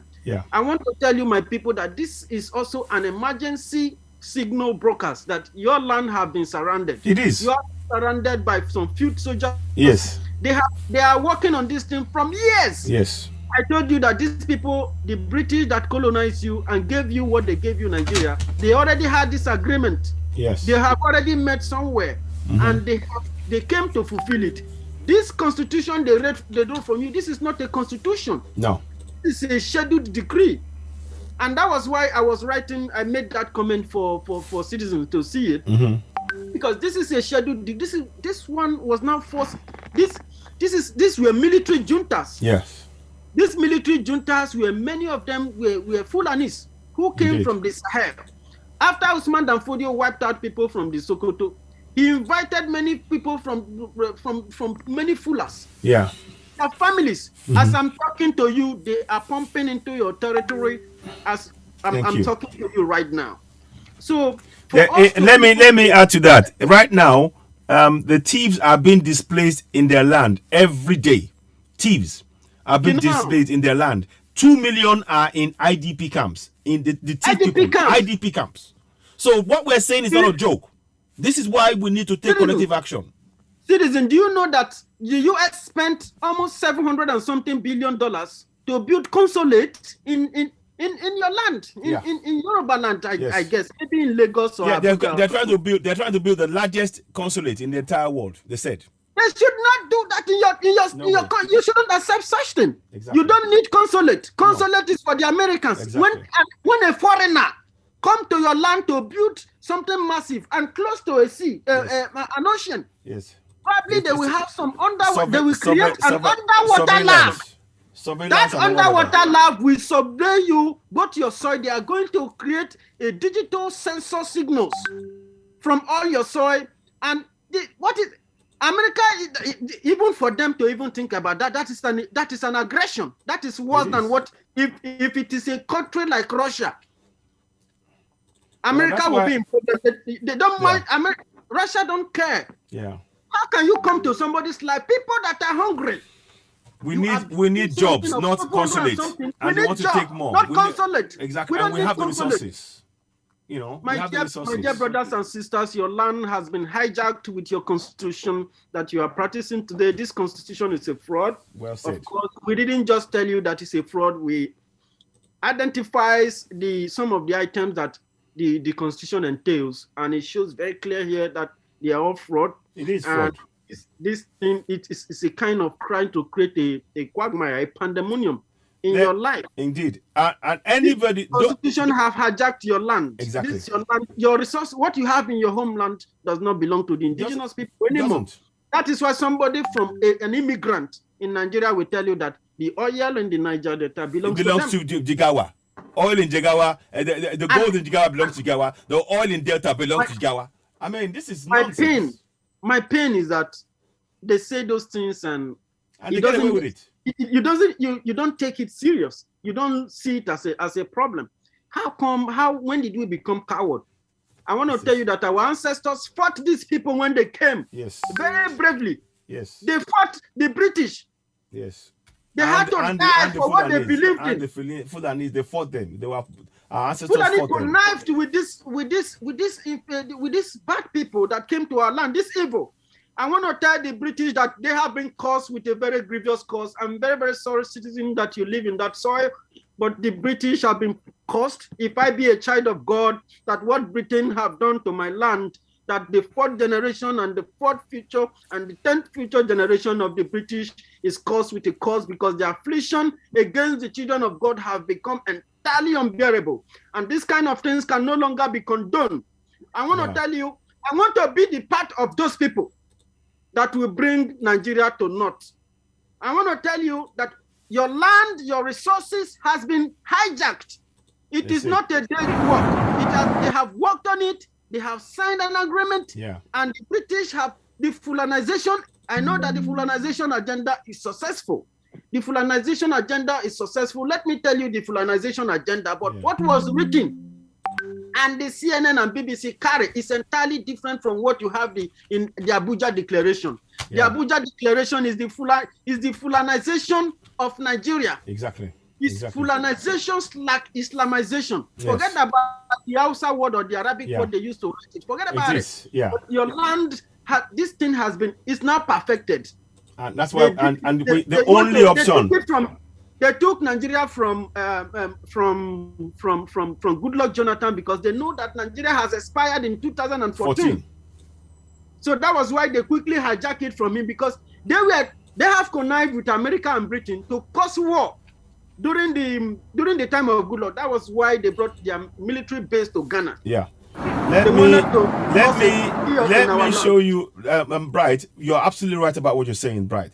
Let me buttress another point to actually add some more to what you're saying. You see, the oppression that we're faced with, they're preventing us from having our own resources by this bunch of crooks who have invaded our land using a fraudulent government document to rule over us in a land that belongs to indigenous people. This is an example of what we mean when we say that we need to go for self-determination and we need to say no to the 2022 elections. We urgently. Let me go in here and stop sharing for a second. I want you to see this properly, and you will also be able to see it as well. Bright. Now let me do this quickly. So now here we go. Look at this is look at this one. This is a toilet. on the streets. You see, you in the look. This is in Nigeria. Let me play it. And this is supposed to be a Nigerian public toilet. Did you hear that? Found at Idimo, Lagos. You see, Nigeria. Lagos public toilet. Let me play again. And this is supposed to be a Nigerian public toilet. Found at Idimo, Lagos. Public toilet. Can you see what it is over a gutter? That's your one Nigeria. I hope you're following. That's your one Nigeria. Let me see. Can you all see it? I hope you can see it because I'm not so sure if I got everything. Yeah, let me do that. I'll do that right way. Sorry. Yes, I wanted to make sure that we were in there. So let me play that again. Now, let's do this again. So watch this. So, you see? And this is supposed to be a Nigerian public toilet. Found. Oh, one more thing. Sorry, stop share 1 second. I need to do something quickly because I realized there was no volume in it. So you will not hear the volume. I need you to hear the volume. Share. Now you can hear the volume. Sorry about that. I knew something was up. Now. And this is supposed to be a Nigerian public toilet. See? Found at. That's your one Nigeria. That's your one Nigeria. Public toilet. In your one Nigeria. That's your public toilet now. Don't you know? That is your public toilet now. In your one Nigeria. So your public toilet is over a gutter. How many Western countries have gutters? How many? How many? How many? That's your one Nigeria. My brother, yes. But why will a drainage be open? That's what I'm saying. Open drainage? That's what I'm saying. Go all over Europe. You don't see open drainage. That's your one Nigeria. That is your one Nigeria. Right there is your one Nigeria. This is in Lagos. This is in Lagos. So when we tell you that one Nigeria is a fraud, please don't take it lightly. Please, we want you to pass the message to everybody that you can hear. Let them know that one Nigeria is indeed a fraud. It is a fraud that we don't want any part of. Look at it. Let me play it again. And I'll play it entirely. You hear the lady speak now. And this is supposed to be a Nigerian public toilet. Found. You see, you're laughing. You're laughing, but it's true. Nigeria. It's true. That is it. A gutter. And it's the same country where you have this. So let me stop that for a second. Let me show you. I want to, because we need to understand what's been done to us. It's the same country that has gas in communities that's supposed to create jobs. That will the gas there. Europe now are looking for replacing the gas supplies that they get from Russia. We can provide it for them in our land. We have gas in Ondo. We have gas in Amojinike. We have gas all over the place. We have oil, but we don't have refinery. And we are close to Europe. We are close to Europe. We can. I mean, they're building a pipe. No, actually, we're not. What's happening is that they're trying to build a pipeline now. Do you know? That's another thing. Are you guys aware that they're trying to build a pipeline from the west coast of Africa all the way to Morocco, along the side? Yeah. And then they will link it to Spain. It's easier through Morocco so that it can get to Spain. It's closer. Exactly. Now, the thing is this. They are doing this, and our resources are being taken out without us, the people, having a say in this. The oil is all of the oil and the gas, it will be going through there, and we're not going to get any benefit. I don't mind if it goes there, but as long as we, the people, are benefiting first. That's the point I'm making here. So, look. There is so much injustice based on this fraudulent 1999 constitution. I've just given you the most important one is the number 39. Because your resources in your land is no longer yours. Every community where you find resources, you will be impoverished. Bright, you said just something. You said that there are places where people cannot grow because the oil has been polluted. They won't give them compensation because they don't have access to, they do not have the right to hold anybody that uses the resources. to account. That is why you can no longer continue to support one Nigeria. Citizen, this problem was what gave birth to what you call the militant. Yes, I know. Yes. After long run, we saw that the militants, they are even selfish. They were fighting for themselves. They collected money from the government, and that was all. They agreed for amnesty.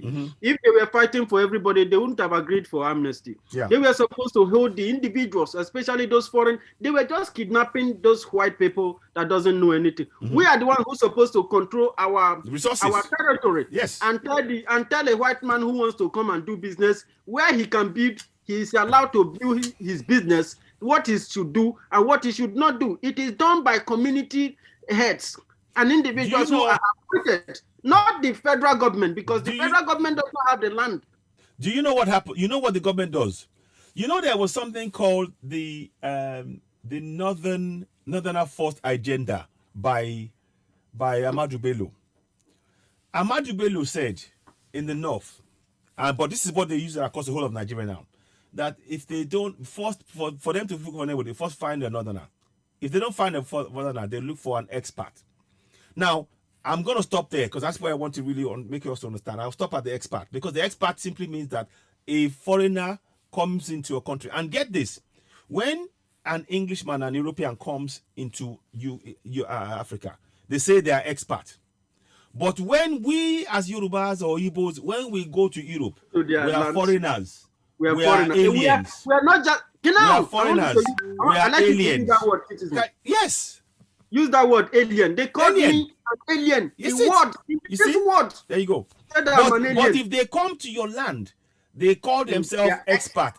And you are expected to use the word expat to refer to them in your land. Now, it doesn't end there. The money that they pay expats, let me find that article for you. Because I wanted to bring this up. When I saw this yesterday, I was like, you're kidding me. God forbid. Let me see if I can get this up. They talked about they used about 1.something billion to employ expats to fly around our Efulefu or Jelu politicians. 1.6 billion naira. Hey God. So the same job. So you as a Yoruba man, as an Igbo man, if you're a pilot here, the money that as a Yoruba man, if you're a pilot as a Igbo man, pilot as a Middle Beltan, the money that they will pay you is far less than what they will pay the expats. But these politicians will go and find the expats and pay. So you can see that everything designed is to ensure that money leaves our wealth, our money leaves us impoverished. We, the people, are never benefiting from that. So you look, however way you look at this, we are being ruled by crooks, and it is time we put an end to this. Honestly, let me see if I can find. Let me see if I can. This is taking some time. I'll find another way to get this up, because there's something I wanted to show you all. If I can find it as well, that talks about this injustice, and like you said, Bright just said it. They call him an alien, but if you come into Europe, you're seen as an alien. But when an European comes to Africa, you have to call them expat. Oh God. And we accept that. Wow. So, because these Fulani people, you heard that guy said it. Yes. He said that if you put somebody from the south in a position, yes, he would like to work very hard. Yes. And if possible, take over.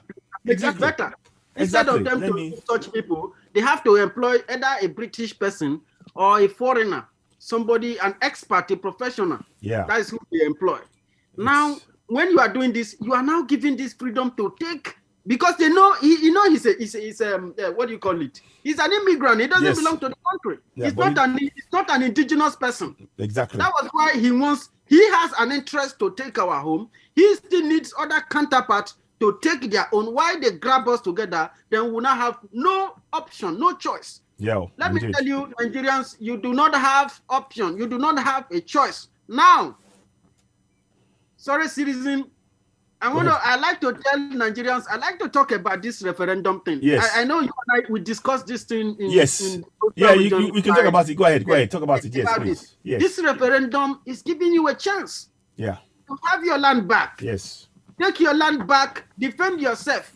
I am not the type of preachers that tell you about violence is not good and violence is that, violence is that. First, hold the company, oil company holders, anybody in charge of any resources, hold them to account, hold the government to account, defend yourself. I want to tell you that you have been surrendered. Yes. What we Biafrans, what we know is bigger than you. It's what you don't know it. Your land is surrendered. All your system has been hijacked. Defend yourself. Yes. Do not give in. If they come to you very soon, they are going to what do you call it? Proliferation or something. Yes. Oh, they've already been doing it. They want to take your guns, take your any form of self-defense hardware. They will take it from you, so that you will be vulnerable. You will not have anything to defend yourself when they start. They are ready for war. It is either they do that election or head rule. But I'm telling you, don't go for any election. Go for referendum. This is the only way you can have your life back. That is exactly it. This is the point of this program, is to emphasize that people are aware that constitution is a fraud, and you say no to elections, and the only option that we have now is a referendum, which we will be talking about, which we'll be explaining to our people to understand, that we work for that. Now, there are some things that have been done, which I applaud. The 5 million votes in Yoruba land, that's fantastic. And we need to make sure that people, are aware of that. So that is a clear understanding that the people's voice matters. As we speak, what you call a constitution is not the voice of the people. None of the people signed up to that fraud. No people. There is no part. Let me show you what I mean. Let me just go into this thing here. Share screen. Okay. Share screen. There is no part of this document, which I'm going to show you now. Give me a minute. There we go. There is no part of the document. There is no part of the document here that talks about the people. There is, if you look in the promulgation decree, there is no part of it where you will see a mention of the word referendum. No part. Yet, we the people are the ones who should have said yes to that so-called promulgation decree by way of a referendum, saying, okay, we support it, or no, we reject it.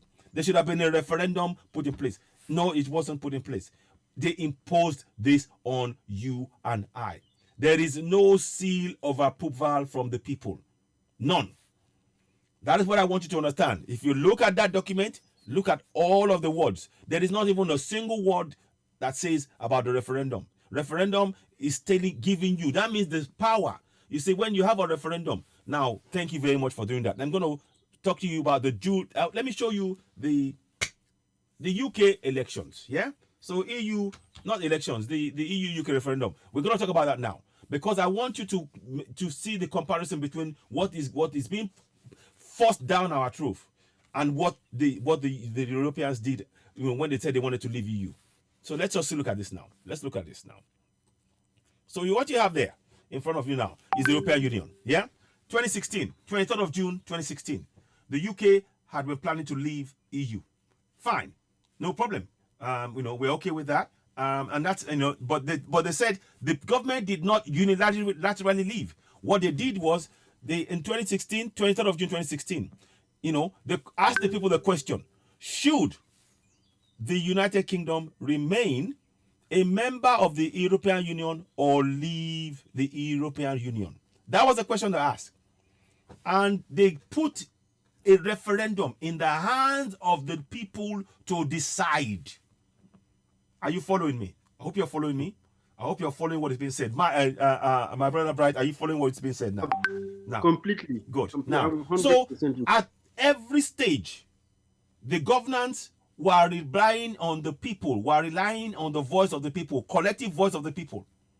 A government of the people, by the people, for the people. So they decided and sovereignty belongs to the people. I will show you the part where it talks about that. And I'll show you how they denied the people the sovereignty by imposing this constitution, this promulgation decree number 24 on us. And that is important to understand. So I want to just check something quickly as I go ahead, because sometimes I want to make sure that the broadcast is still going along and where people are following what we're saying. So now I want to make sure. So please, I urge you all again. Are you watching? If you're watching, yes, they finished our resources. Yes. So now what I am saying to you all in all of this is, please share this broadcast. The least you can do if you're watching this is to go ahead and share this broadcast, because we need to reach more people to make sure we awaken our people. You see, ignorance is what has been used to trick us. They've used our lack of knowledge of what's been done by this fraudulent document to oppress and suppress all of us collectively. So what we need to do is to raise the level of awareness. So if you are watching this broadcast and you haven't subscribed to Citizen AY, please go ahead and do so. Help us reach more people. Please, on YouTube, go to YouTube right now. Subscribe to Citizen AY on YouTube. Give us the thumbs up. The more you do that, the more we'll reach more people. So that's what you need to do. Let's go ahead now. So you subscribe to Citizen AY on YouTube. So click on the button, subscribe, and you will be able to, you can give us a thumbs up that way. Subscribe. I think the volume was gone for some reason, but I'll come back to it. I think I know why it's happening like that, because let me stop share for a second. I know what's happened. I'll just get this done. 1 second, please. So now, okay, so there we are. So share now. So now let's go back again. I want to make sure that it's important that message it gets through. Okay, it's not coming along. I'll do it later on. I'll have to start it later on. It's not okay. Now, please go ahead, subscribe to Citizen AY on YouTube now. Give us a thumbs up. The more you share, the more it helps us reach more people. Yeah. Okay, we'll do. I didn't know you are Johnson. I didn't know you are Johnson. Okay, we'll do. Okay, I'll get your number down now. I'm writing that number down. Somebody called. And we'll open the lines for people to call in a minute. But I wanted to do this first because it was important. 916, I'll come back. 916-04-640. Okay. 3035. Sorry about that. Anyway, you're putting that down there.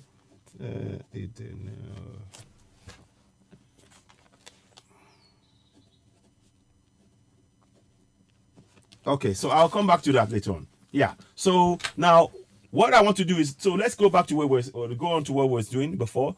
I want you to just really understand that now the UK now put it in the hands of the people. In fact, I know I'm going to do a bit of a segue. Let's go to the top of the page here. We'll come back to number 1. Let me go to number 1. Number 1. Now, go to sovereignty belongs to the people is what I want you to show you in the Constitution. But by imposing this Constitution on you, they took away your sovereignty. And that's what I want you to understand. Because that document is full of lies. Now, let's see. 1 second, please.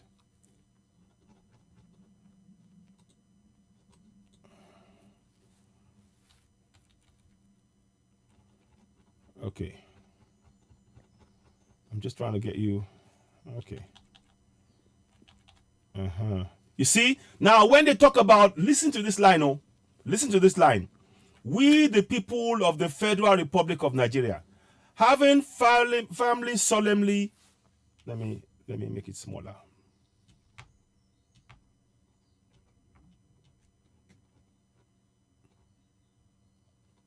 Now, listen to these words now. Listen to these words. And I'll come back to don't forget where I'm trying to, the reason I'm reading this to you, to understand that we've been defrauded, we've been lied to, and then compare it to when the UK spoke to the people, listened to the voice of the people, and carried out the will of the people. The UK carried out the collective will of the people. The Nigerian government carried out the will of the people who imposed the constitution on you and I. Very big difference. Now, listen to the words here. We, the people of the Federal Republic of Nigeria, having solemnly and having family and solemnly resolved to live in unity and harmony as one indivisible and indissoluble sovereign nation under, let me make sure I get that right. Under God, they said, dedicated to the promotion of inter-African solidarity, world peace, and international cooperation and understanding, and to provide for a constitution for the purpose of promoting good government, welfare of all persons in the country, in our country, and on the principle of freedom and equality and justice for the purpose of consolidating the unity of our people, do hereby make, enact, and give to ourselves the following constitution. Are you listening? That's what they said, though. Now let's go and look at the document. This is the document that they wrote. There is no referendum. The people had no part in this. That is the lie. That is the lie. That is the lie. Because it says promulgation decree number 24 of 1999. There is no reference of the people in terms of a referendum. There is no reference about the people by way of a referendum, the number of people that voted. Now, let us now go to the UK election. It's a fraud, complete fraud. Now, let us now go to the EU decision made by the UK. The same people who imposed Nigeria on you and I. Watch this now. Yes. Citizen, yes. Before you continue, sir, yes. I'd like to ask you a question for the benefit of the yes, go ahead. Go ahead, please. Is it possible that somebody will make a law without people being aware about the law, or the people just see all of a sudden the law? That's what they did. That's exactly what they did. How is it possible? I mean, how is it possible that people didn't judge, nobody make argument, nobody make any, there was no vote, any kind of no process. Vote, okay. We can and vote. They said we vote. You need to. I want to, for the benefit of the audience, I want to identify some things. They said we. They said indissoluble. Yeah. They said indivisible. Yes. Yeah. This is a military. This is maybe it this is one there. was. I'm going to read it again. Not for Nigerians, maybe for the military or so something. I mean, you see, there is no one single freedom inside. No, not one. Not one. Okay, who is going to protect us from this kind of This is now an attack. It's an attack on us. On us. So who is going to protect us from these people since they have this kind of power? Who is going to protect us from them?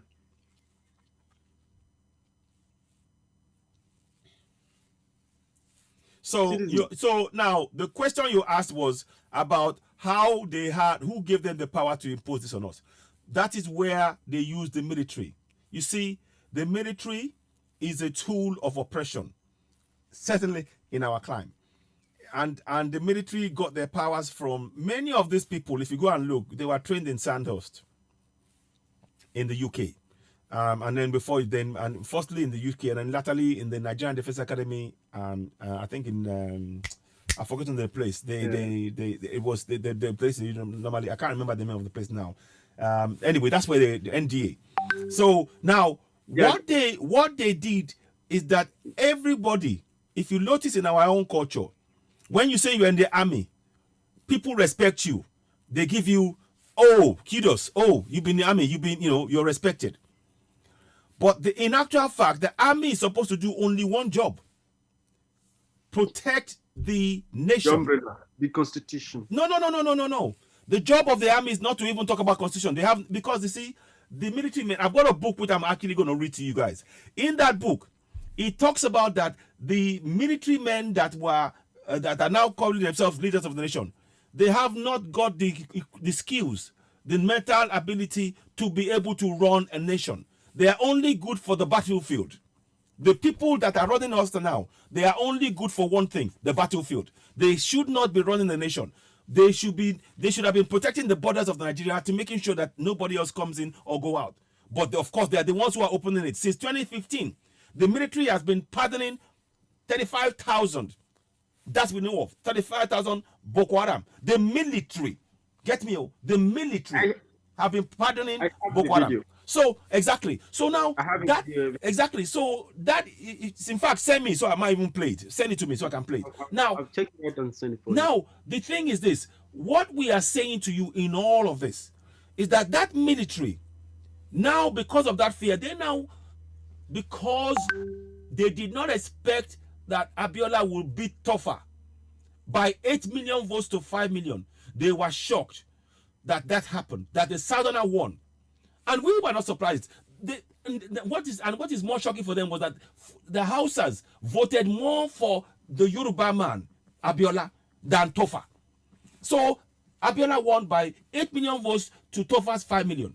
So they did not want that election to hold. So they annulled it, and they claimed that it was a fraud. It was rigged. It was everything else. You saw the video when Babangida was making all that false claims, false claims. And now they impose on us this constitution. What right did they have?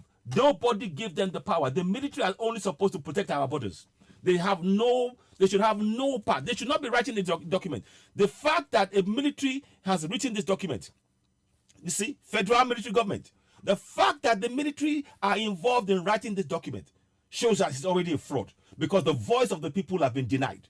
And that is what we're trying to highlight and to bring to your attention. That is why they wrote this nobody gave them the power. Notice how they wrote the document. We, the people of the Federal Republic of Nigeria. Well, the people who wrote this the word should be, we, the Federal Military Government of Nigeria. Then we will know that we are under military rule. But they tried to present it as though the people spoke. The people who wrote those documents, the people who wrote those words that you're looking at, we, the we people of Federal Republic of Nigeria, are the military. So why didn't they say? They should have said the Federal Military Government of Nigeria. Then we would have known that we don't have any part in it. But they're trying to lie that the people supported them. This is trickery. Play with words. It's time we woke up. It is time we woke up. So to answer that question, they imposed themselves on us, and they now carried out for them to overthrow a legitimate governance, a government that the voice of the people was denied. The people voted for Abiola, and in the name of that, June 12th, that's coming up, we're doing June 12th in London, whereby the people are going to protest. We're going out for a rally. And we are going to encourage people to go for Yoruba Nation, Biafra Nation, Middle Belt. Because that's the right of the people to speak up, to hold those in governance to account under the new governance that we'll have in our nations. So Bright has just gone off. He'll be back in a bit. Now, what I'm trying to bring to your attention is to make sure you understand at all levels, at all points. Okay, you're back. Okay, good. So let me, 1 second, please. Let me just make it 2. Okay. So what I'm trying to bring to your attention in all of this is to point out in every minute detail that the fraud that you call governance are a bunch of crooks that we need to expose. Now, let us, I might even make this program quite longer than I planned, but I might let it run because there's a broadcast apparently a culture that was arrested in all that drama in his house. He's now attending the APC meeting. But just to show you the charade that it is, it's a fraud. But I'll do that later. Now, what I'm trying to go back to where we are now, it is important to understand that this document is not written by we the people. This document is written by the military. Are you hearing me? And here's the evidence. If anybody doubts what I'm saying, this is a military document that's been imposed on you and I. And the words you read here are part of the schedule. We, the people, had nothing to do with this. 40 men in a room wrote this on you. Now, let's go back. So I hope that answers your question, why they did what they did in terms of the idea of how we, the people, were unable to speak. Because they silenced us. They killed many people. They killed Delegiwa. They killed Taisholani was prevented from talking. There were many people that were silenced because they were people speaking for democracy, and the military silenced each and every one of them and imposed themselves on us. And that is why we're saying this is a fraudulent governance. This is a fraudulent document. Now, let's go back to where I was before to now wrap this up a little bit, and I will probably go and look at what's happening on that nonsense APC thing. But let's look at this. Now, look at the vote. You can see the votes. Now, the UK people, they were given the option. Listen to this is what the UK government, the UK respects its own citizens. Because it said, should the United Kingdom remain a member of the European Union or leave the European Union? That was the question they posed in the referendum to the people.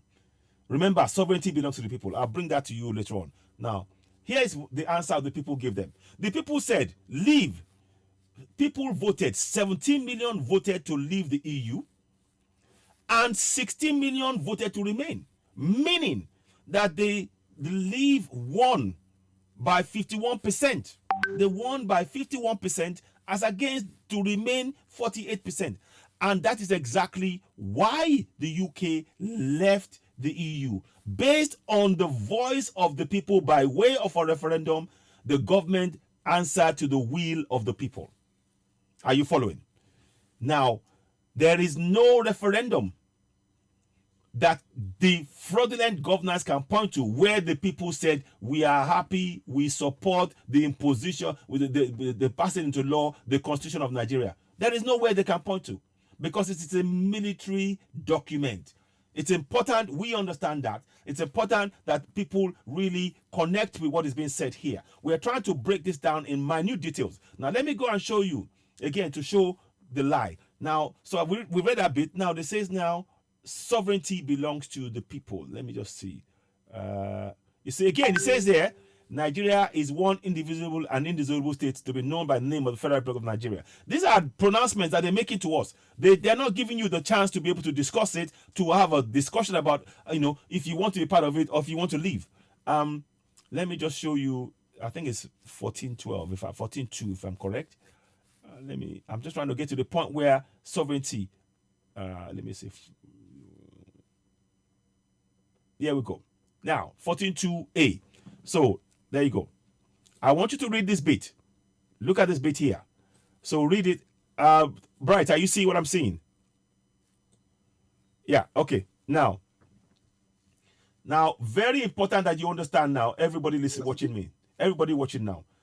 This is what the military wrote. The Federal Republic of Nigeria shall be a state based on the principles of democracy and social justice. Already, the fact that they imposed this promulgation decree on us shows and proves that we are not a democracy. It's a lie. It is a lie. When the military writes a document without telling the people, without allowing us to have a referendum, that is already a lie. Number one. Now, let's go back to the next point. Now, it says, it is hereby accordingly declared that sovereignty belongs to the people of Nigeria, from whom the government, through this constitution, derives its powers and authority. The people didn't write this document. The people did not vote on it. There's no referendum on it.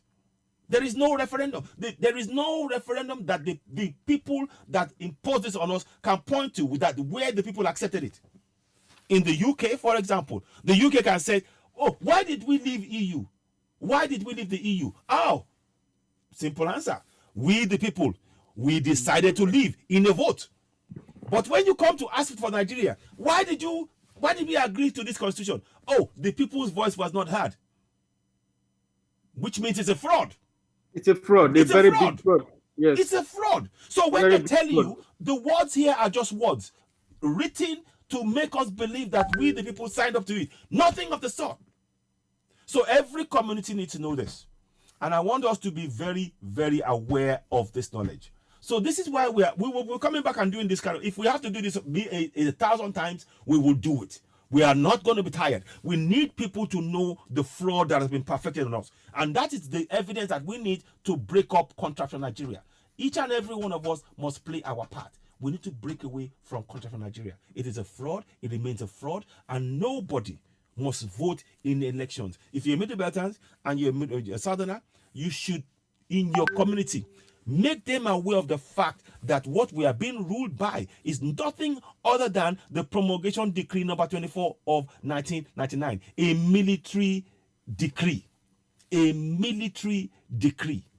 A military decree. We are being ruled by a military decree that has actively denied the people the voice to decide the future. And that is why we want, once it's being organized by an independent body, a referendum where the voice of the people will actually carry the day. One of the things that was pointed out to me a few days ago was that we need that happening because when Catalonia decided to unilaterally leave Spain, the people, it didn't happen because the people who carried out that process were arrested by the Spanish authorities. So what we're trying to do is make sure that we don't unilaterally live like that, but it's something that it is done via an external body organizing a constitutional referendum whereby a referendum where the people are aware. But this is important that before that happens, that we raise the awareness in all our communities that the current constitution that we have now, what they know as a constitution, is a promulgation decree, a fraud.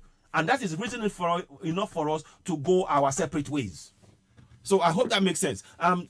Bright, please go ahead and if you wanted to say a few words, please, you're welcome. Go ahead. Thank you so much. Oh, network. Citizen. And I wanted to tell you one of what I understand. Go ahead. Can you hear me now? Yeah, we can hear Please? you. Yes, yes. Yeah, sometimes I do have a little bit of Network issues. No In worries. this Don't worry. Don't worry. Go ahead.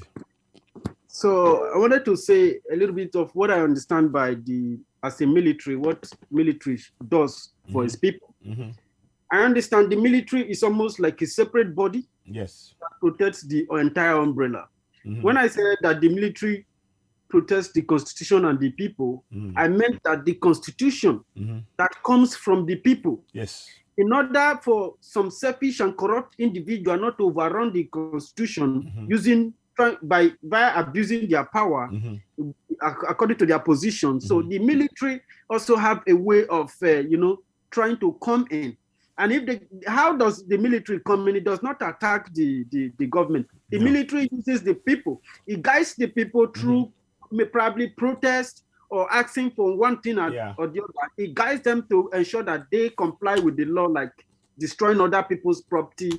When it gets beyond the power of the police, the military can come in. When there is a bigger protest, the military comes in, guide them side by side, tell them follow like this. If anybody from the politician or a bodyguard want to challenge protesters, the military is there to protect them and protect the life of those protesters. But the military is not protecting. The military is very successful. But the problem is this: those laws that the constitution that the military is protecting comes from the community.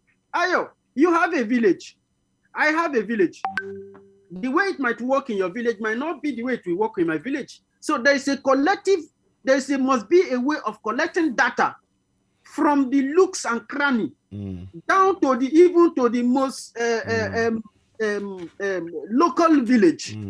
They take data from this place, see what these people really want, put laws that serve the best. The problem that we have in this military. The military protect these things. One second. Bright. Unfortunately, our military is very different from the military in a democracy. And that is very important to state. The military that we have, their object has been and remains the oppression of the indigenous people. We have to be very, very factual about this. And we have provided the evidence. Now, you're talking about the military that should, under normal circumstances, protect our borders. And if there's a major problem in an area, for example, in the UK, when there was flooding, and they wanted to control the situation, they sent the military in. One task to help secure the area, to make sure it's okay. The military in Nigeria are very different. The military in Nigeria is aimed at oppressing and suppressing the citizens. And that is the problem. You're talking about a situation where the military in a normal society would protect the citizen. But unfortunately, the situation we have there is the one created by the military to ensure that the indigenous people are enslaved, they are killed, they are subjected to injustice on a daily basis. And the military is feared. They've psychologically made us fear our own military, when it should be the people who are invading that should be afraid of our military. We, the people, should be proud of our military, not afraid. Our people are afraid of our military. So you can see a military man hug him, show him that love. But you see, the military has been used to enslave us. The military has been used to enslave us. And it's important that people understand that. So I'm sorry if I interjected there, but I needed to make sure that because if we just say the military should do this, then people will believe that that's what our military are doing. No, our military are engaged in killing our people. They go. Look, in the southwest, southeast, the military are moving in Fulanis, telling them that they have to live in the communities. And the Fulanis, when they go and oppress and kill and beat women and rape our women and rape killed farmers, When we go to try and arrest them, the military will let them go. That is what is happening. That is what is happening right now. And this based on this fraudulent 1999 constitution, which is actually a promulgation decree. So the military in Nigeria is not a military. They are an invading force. They are dressed to look like the Nigerian military, but they are Fulani military. They are Fulani military. They are inserting them into the army. So and that's what I'm saying. So that's why I'm saying that the 35,000 people that they pardoned now. And you had one of the General Biu said, you can see a day when a Boko Haram can be the president of Nigeria. This is what he said. There is a program, a press program where they gave them title, they gave them uniform, they have recruited them. Yes. The video is there in the internet. I was trying these are the things that we are against. So if you are believing in one Nigeria, understand the one Nigeria they're talking about is about the enslavement of the indigenous people, whilst the Fulanis are given all the positions. Look at all the positions in the government. Look at all the positions. Fulani, ports. Fulani, customs. Fulani, army. Fulani, navy. Fulani, air force. Fulani, government. Fulani, security council. Everything is Fulani. Everything. All the strategic posts are all Fulani. And that is what is said in the IOS documentation for when the Fulanization agenda, that everything, the only people that they want in governance are the Fulanis. They have to be Muslim. But you see, it is when they say word Muslim, it is a cover for Fulanis. And that's what people don't understand in all of this. People don't understand that. Let me show you that document actually. The 89 declaration. I'm going to show you. It's some 1989 declaration. So these are things that go and research it yourself. 1989 declaration. You will see it now. It's in 1999. Yeah. 1999 80 Abuja declaration. That's it. Sorry. Yes. I'm going to just show Abuja declaration. Yeah. So you will see that come up now. Give me a minute. So it's important to bring all of this together to know how all of these are tied to the same document. They are tied to the same fraudulent 1999 Constitution. Abuja Declaration. Okay, 1989. Here we go. So now, I'm going to show you this. Right, there we go. So, Abuja Declaration. So they had this in Abuja. The name frequently given to communicate issued after the Islamic conference held in Abuja. The Muslims, remember, Nigeria is a secular nation. And they did this in 1989. In 2001, they imposed 12 states to become Sharia law. So you can see that it was all part of their plan. Now, listen to the words here. I want you to listen to these words here. Those of you who are talking about one Nigeria, understand this. It says here, it said Muslims and Africa have been deprived their rights to be governed under Sharia law, and they should strengthen their struggle to reinstate it. The Islamic Organization, African Organization, was formally established in 1991, as also in Abuja, and it had stated these objectives. The objective is this. Let me see if I can find it now. It says here, amongst other things, that only Muslims should be appointed to strategic posts. My God. Non-Muslim religions should be eradicated. Nigeria should become a federal Islamic sultanate, and Western law should be replaced with Sharia.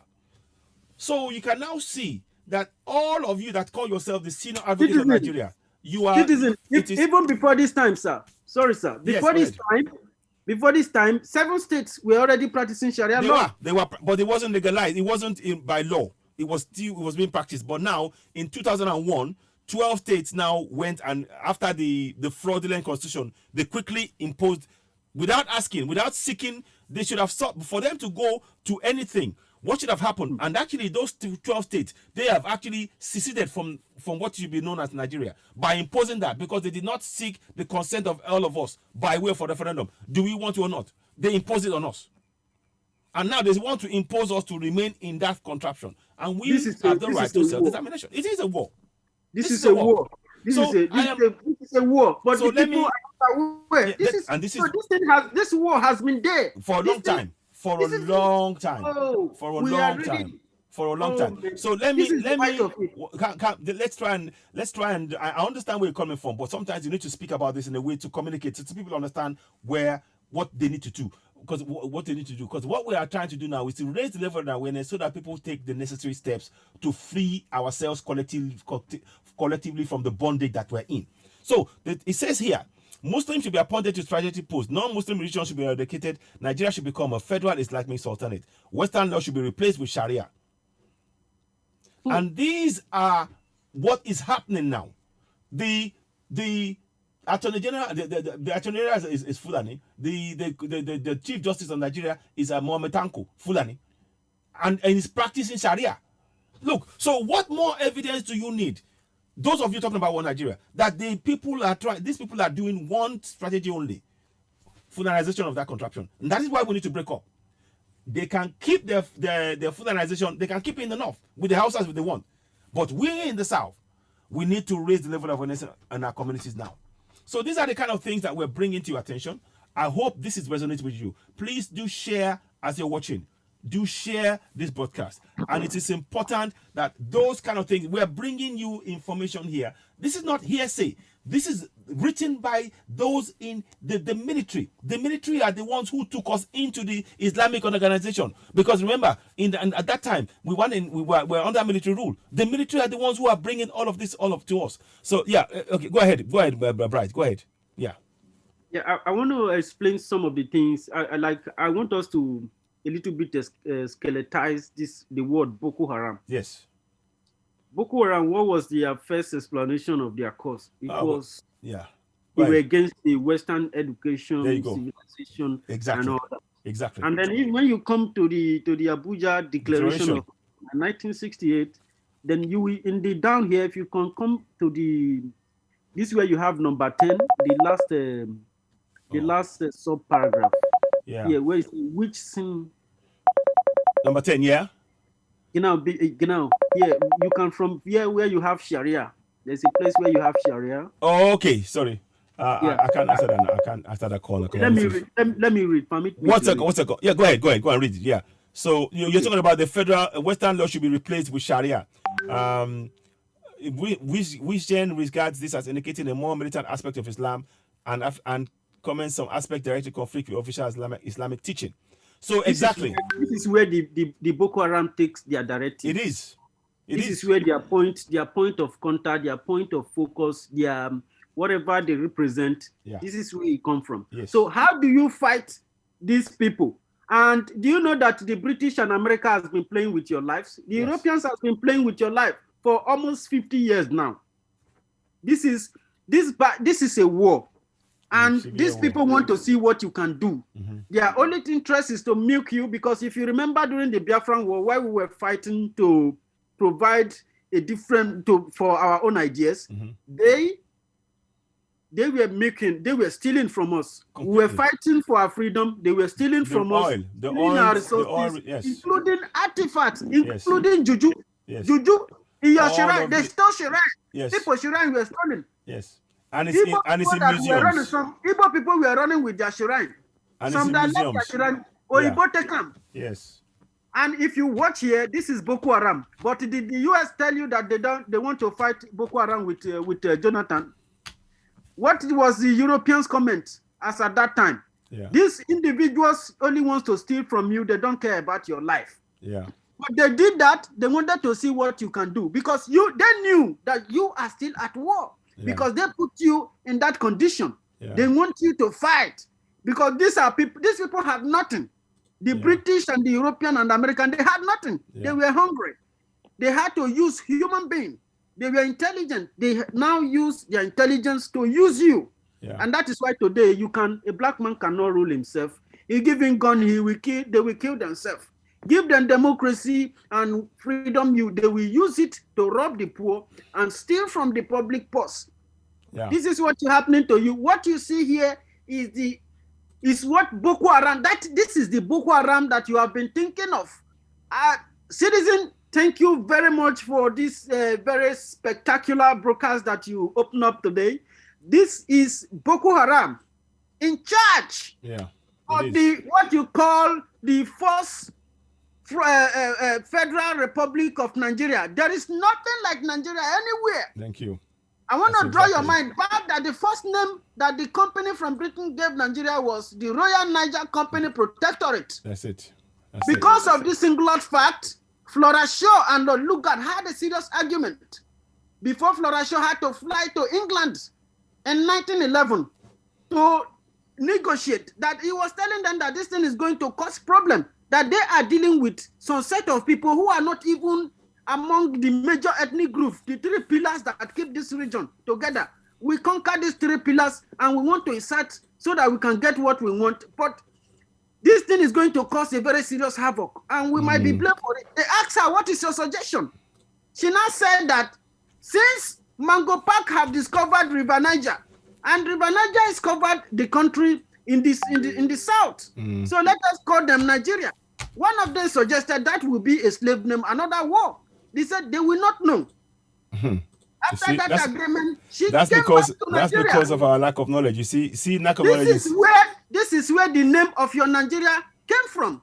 And the gullible people, the human beings who are uncivilized, unaware, never ask questions. That what you call River Niger was never called River Niger before.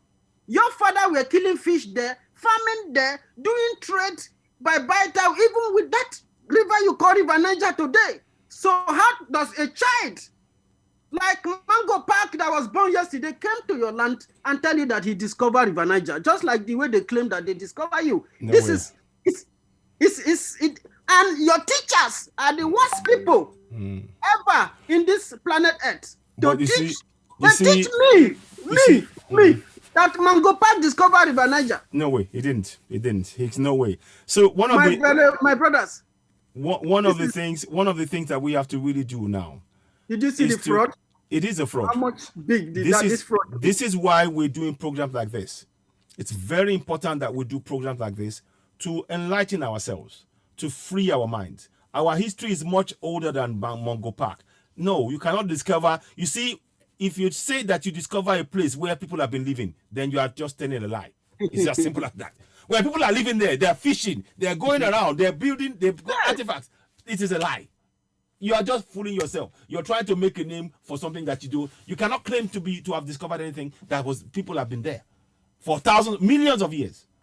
Scavengers that are looking for food. Exactly. It's discovering people. So I will just state that it is a very, very important thing to state here, that everything that we're showing you here is designed to wake you up, to make you take collective action, to decide for yourself that, right, me as an indigenous person, I am no longer prepared to be used as a slave for these people who are not indigenous. They come from Futajalon. Let me get you that picture again.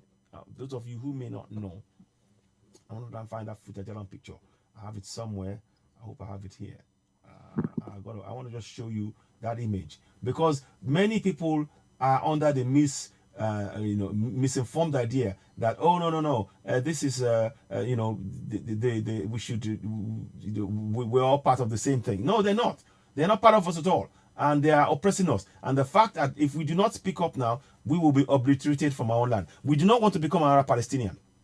We do not want to become another Palestinian, and that is why we need to speak up now. We need to get our people to wake up and stand for and defend our land, defend our territory, defend the territory of our ancestors. Our ancestors gave us this, and we're not. And the name Nigeria, our ancestors had no hand in it. This was an imposition by the military and by the colonials, by way of the Berlin Conference. And that's what I'm doing a program on that as well later on. I'll be doing a breakdown of that, and I'll be doing a proper detailed thing about that. But we're not going to go into that now. What I want to quickly do now is to show you and remind us all, before we wrap up here on this particular discussion, about the fact that they come from Futa Jalon. Let me just make sure I get this here, and I want you to see it. I want you to know that as people, so that we understand that everything they're doing now is to make us not, be proud of your African, your Yoruba attire, your Igbo attire, your Benin attire. Be proud, because that's what they want. They don't want you to have any association with the greatness of your ancestors. They want to strip you bare so that you can never remember who you are. And it is your task to remember who you are. And that is why this kind of things we're talking about. So here we are. I want you to know that this is where they come from. See, it says so here. Futajalon. I'm sure you can see that now. That's where they come from. Okay? They come from that Guinea area. Yeah? That's where they come from. And remind them. We need to remind them constantly. And ourselves too. Our family, we should tell them, these guys come from Futajalon.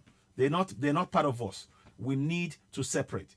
It's very important that we do so. It's important that this message continues to resonate, which raise the level of awareness in our communities. Please do not forget, we urge you, go ahead and subscribe to Citizen AY on YouTube. We really do need your help and support in building this platform so that we can actually grow it and be able to reach more people with the information we're providing. It is very, very important that people do not sort of think, oh, it's just it doesn't matter, it's just there, you know. No, it's beyond that. The information that we're providing now is of such immense importance that people need to really be reminded that only us can free ourselves, only us. And until we do that, until we take that collective action and free ourselves, nothing will change. Okay, I'm just trying to. Please, as you're watching, go ahead. Don't forget to subscribe to Citizen AY on YouTube. Hit the notification button. Give us a thumbs up. As many thumbs up as you're watching. Please go ahead. Make sure you go ahead and do that. And the information we're providing, you won't get it anywhere else because we do a detailed analysis. And we want to bring more people on to come and talk and to come and have discussions. Please, if you do want to call in, we got like 10-15 minutes. I got 10-15 minutes that I wanted to let you be able to have an input. So call in on +44 7399 580 606. I believe the phone line is open right now. If you do want to call, you can go ahead and call us now and contribute something. What have you seen? How have you seen what we discussed so far? And help us reach more people. Please, most important, when you're doing this, go to Citizen AY on YouTube and subscribe to Citizen AY on YouTube, because Facebook, they are completely about with what we're doing so much. But that's fine. That we're not gonna let that stop us. What we're trying to do is make sure you understand. Please, above all, these people come from Futajalon, and we're showing you the information. So if you do want to call in on. Sorry, this is not a replay. I do apologize. I forgot to change that. Sometimes I miss a few things there and there. It's not a replay. Let me take that off. Next time when we do it again, it will be replayed then, but not now. Sorry about that. So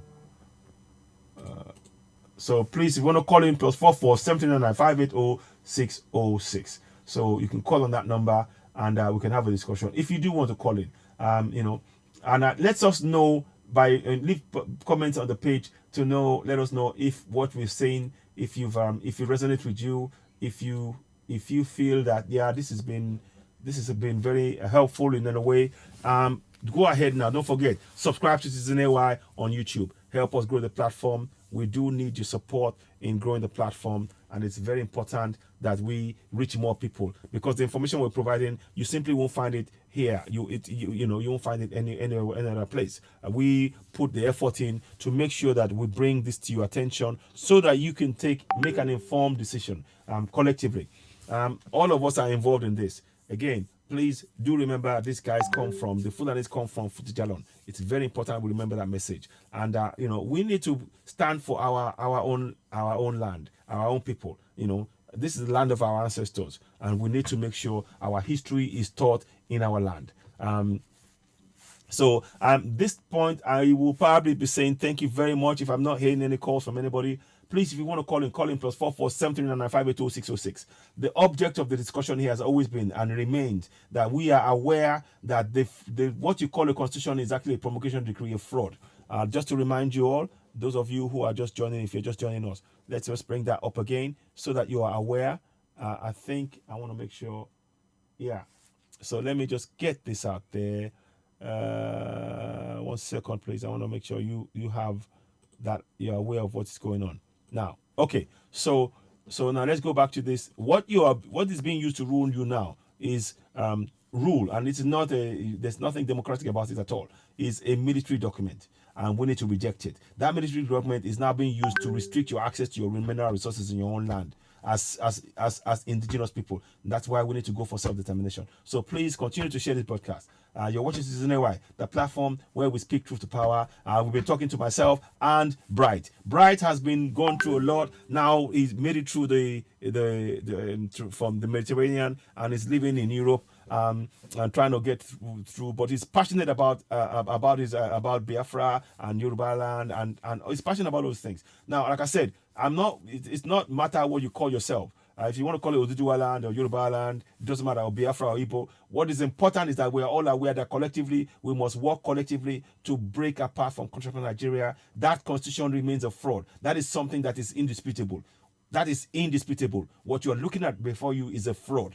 It's a barefaced fraud, a lie, one that we must confront and collectively dismantle. The best way to do this is to not vote in the 2023 elections and decide collectively that we're staying away from it, and ensure that those who have been able to if we can get an independent referendum done, not by Nigeria because we know they're fraud, but by a foreign body, organize it, and we the people, through the awareness, this continued awareness, are able to categorically say no, we want no part of it, because we know that the Nigerian constitution is a fraud. So this is really important. I want to thank Bright. Those of you, if you wish to call, we'll be wrapping up now. I might still stay on for a bit, but I'll probably move on to the discussion about the APC, and let's just see what happens on that. I want to just see that now. But let's see for a while. So I'm going to stop the sharing of the screen. I'm going to try and go into what is going on now on in terms of I had the APC thing, candidate thing. So let me see if I can bring that up on screen, and we might be able to follow that for a little bit. I might be in the background, but Bright, I want to thank you very much for the time you've given us now at such a short notice. I think we'll be doing this on a regular basis. I'm not quite sure. We're going to organize a time for that so that you can come in and talk as well. And we welcome more research from people. We want this to reach, we want it to be interactive. We want people to call in and discuss. But always, please, it's not about just talking. We want to know and hear about practical steps that can be taken to raise the level of awareness within our Middle Belt communities, Biafran communities, and Oduduwa communities, to make sure that our people know that what is being used to rule them is a fraud. That is something that we must collectively do. So, Bright, I want to thank you. I will let you go for now, and I can do a bit more discussion. Bright, do you want to say a few words before you go? I think it's got network issues there, but that's not a problem. Let's just see how we can do this in the meantime. Let me see. Can you hear me now? Yeah, we can hear you, but it froze. Your screen, it's frozen somewhat. Can you hear? We can hear you, but we cannot see you because your screen is sort of frozen somewhat. But let's see what they're doing with this. Okay, Bright. Okay, I think we can see you, but we're not sure how we're gonna do it now. Can you see me now? I see you, but it's frozen. You're not moving at all. Let's have a look at this. Can you see me, please? No. Can you can come off? Go off the. Close your visuals and then switch it on. Maybe that will bring it back on. We want to try and see. So just do that. I'll wait for you to do that, and we can. So don't listen to any talk. When everybody's saying go and get your PVC, get your PVC to do what? Now come back on again. Let's see if the picture will come on. Bright.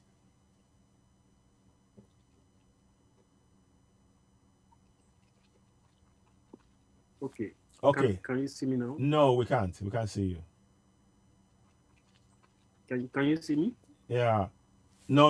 We can't. We can't see you. Now there is some talk now. There's this monkeypox thing. We need to be very, very careful about that as Middle Beltans, as Biafrans, as Oduduwa people. Any talk about this spread of monkeypox, whatever that they're doing, let's be very, very careful. The agenda remains the same. What are using everything they can to suppress. We should not be allowing anybody to use that to negatively impact our communities. Very, very important. Yeah. So as I speak to you now, several abducted as bandits block highway, set ablaze in Kaduna. So let me Okay, I think it's gone now. So let me just show you something that just came up now. I want to just try and, it's sometimes good to bring this to your attention. This is why those of you talking about to talk about that you want to even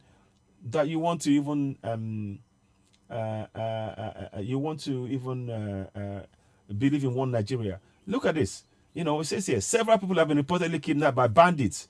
They're not bandits. Call them what they are. They are Fulani terrorists. They are not bandits. These guys are Fulani terrorists. Let me go back again. 1 second. I want to just show you. They are not terrorists. They're not bandits. They are Fulani terrorists. Sources said that bandits blocked the highway on Tuesday and in the process set 8 vehicles ablaze. They were said to have taken away an unspecified number of travelers, mostly women and children, to an unknown location. Although the police authorities in the state have yet to confirm the incident, it is unclear if any life was lost to the attack. Chairman of Benin Gwari Vanguard for Security and Good Governance, Ibrahim Nagwari, confirmed the attack in a statement. In his narration, he said the bandits blocked the Benin Gwari Kaduna highway and intercepted the convoy of motorists with security escorts between Kuriga and Manini near Udawa, where they left with an unspecified number of people into the bush. Nagwari is also raised fears that the armed men have formed an alliance with the Ansaru terrorist group to declare war on the residents of Benin Gwari, stressing that the political will of the government to tackle security threats has remained a mirage. He advised that the people of the area stop traveling through Kaduna Benin Gwari highway until when security situation there improved. We always appreciate the effort of security personnel in their passion to curtail the security challenges bedeviling Benin Gwari area, but our people have reached a point of no return. Nagwari had said nothing necessitated the need for the people of Benin Gwari and communities along the Kaduna Benin area to halt with immediate effect traveling on the notorious highway until the security situation improves. So in the nation where they're telling you to believe in one Nigeria, people are now being told not to travel on the highway, but they tell you are still believing in one Nigeria. I don't understand this thinking. I really don't. So the organization hereby advises all our citizens to exercise maximum restraint, obey all rules of the land, and seclude themselves in prayers for Allah's intervention. This is beyond prayers. We need collective action. We need collective action. So anyway, that's just one thing I've just shown you, just as we're talking here. And we need to take those steps. We need to raise the level of awareness as Middle Belters and as Southerners to break free from contraption Nigeria. Like I said, if you do want to call in and make 1 or 2 statements before I leave, that's okay. You can do so. I'll be back later on at some point. I hope that you can. Hope you've seen us. What I wanted to do is just to make sure that people could actually see where things are headed. Let me see. So you can call on WhatsApp only. That is WhatsApp only. +44 7399 580 606. +44 7399 580 606. Now, I think somebody just sent me something today now. So that, and also they paid. You remember they paid 100 million naira for the pastor. I mean, what nation? What does that say about the nation? What does that say? Ladies and gentlemen, I think we can call it a day now. Thank you so much for watching. I'll probably be back later on to give us some further updates on how things are progressing. But what I want to make sure is that we are aware that we are under attack collectively, and we need to go for self-determination. Again, I want to reiterate to you all that we are being ruled by a promulgation decree number 24 of 1999. It is a fraud, and it is something that we must collectively reject. What I want to say again, please don't forget to go ahead and subscribe to Citizen AY on YouTube. Go ahead, subscribe to Citizen AY on YouTube. Hit the notification button and give us the thumbs up. Very, very important. We appreciate that. We appreciate your support. With all now that's been said, we'll be back again with more updates. We've got a few more things. We're going to talk about the Berlin conference in one of the discussions. And we have a plan to discuss about a 10-point plan that people are going to use to how we're going to help ourselves through this process. because what is going on clearly is an injustice. The thing we need to do an active plan, but we need to raise the level of awareness. Don't forget to subscribe to Citizen AY, hit the notification button, finally give us a thumbs up. It's really important. Please help us spread the word about this podcast. If it resonates with you, please share it. You have a role to play. We all have a role to play in waking up our people. We need to continue with raising the level of awareness. And this program, whenever I put the sign behind me, Citizen AY Constitutional Awareness Action Group, we'll be trying to bring more people on to talk about how we can all collectively come up with ideas and suggestions as to how we can deepen the awareness that people in every community from the south, from Middle Belt to the south, are aware that what you call a constitution is actually a schedule to promulgation decree number 24 of 1999, which means that it is a fraud. And that's what we need to continue to do. So we support Yoruba Nation, we support the Biafra Nation, Middle Belt, we support the creation, and we need to make sure that our people are aware why they need to break away from contemporary Nigeria, because that's the only way that they can now partake in a future referendum, fully aware that they have the right to self-determination based on the fact that what you call a constitution now is a schedule to a decree, which means that it's a decree number 24, which a promulgation decree number 24 of 1999, which means that what you call a constitution now is a fraud, and that's justification for us to go for self-determination right there. So please, let's continue to work together. I want to thank you for joining me. You're of course watching Citizen AY, the platform where we speak truth to power. I'm going to have a little bit of a break and see if I might come back later on. Please don't forget, June 12th is a very important day. Let me see if I can play you something on that. I want to play you something on June 12th in the UK. And also there's 14th and 15th of June in at the European Union. Amazonia, Biafra, and Yoruba Nation will be at the European Union headquarters, making them aware that we want to go for self-determination. And those of you who are in Brussels and on the 14th and 15th of June, please attend that. Let's just see how I can get this up quickly if I can. 1 second, please. Just trying to give you as much information as we can so that you can be able to take the action that we need to take. Let's see if we can do this. If I can do that one quickly. June 12. Let me see if it works. Okay, so it's going to come up now. And you will hear Good afternoon, ladies and gentlemen. Welcome to Citizen AY, the platform where we speak truth to power. This flyer is for the June 12th rally in the UK. You can see the pictures in this flyer. One is the villain, Babangida. He stole our future. He's no hero. The other is late MK Abiola. He won the elections against Tofa. He had 8 million votes. Tofa had 5 million votes on June 12, 1993.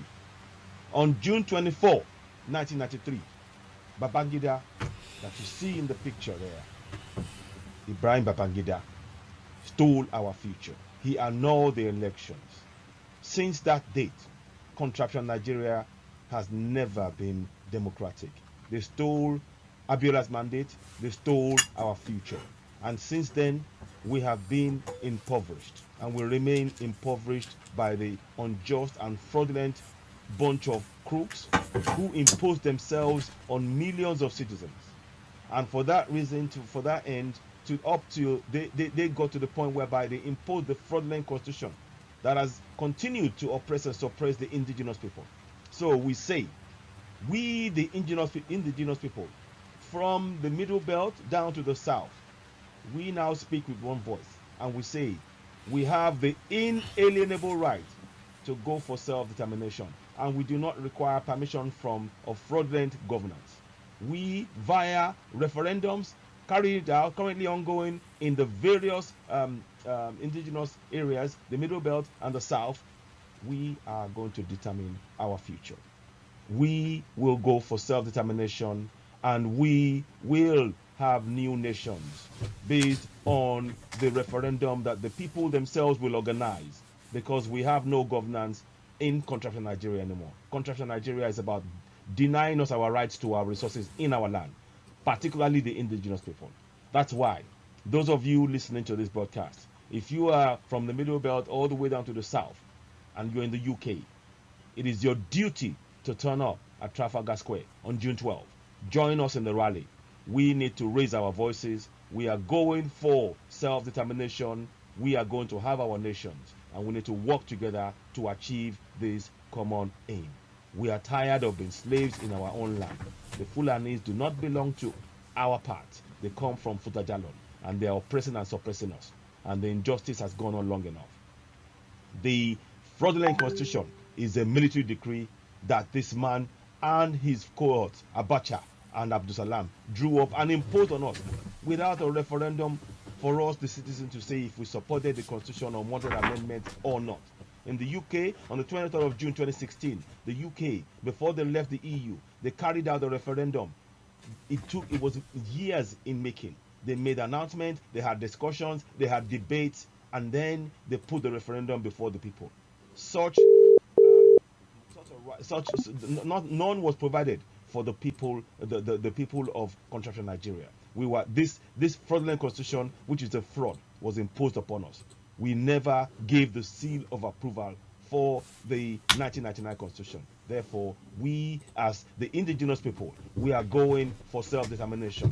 And referendum, once we make the declaration of the referendum, we will go and create our nations and live as we choose. The Fulanis can keep the name Nigeria in the north, but we in the middle belt and the south, in unity, we are going for self-determination, and no force on earth can stop us. Ladies and gentlemen, you're listening to Citizen AY, the platform where we speak truth to power. When you hear the broadcast, please share it.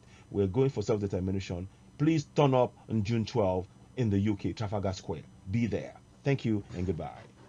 So, very much like the broadcast said, June 12 in the UK, Trafalgar Square, myself and others will be there. Yomiko Iki, Gbedu, and all of that.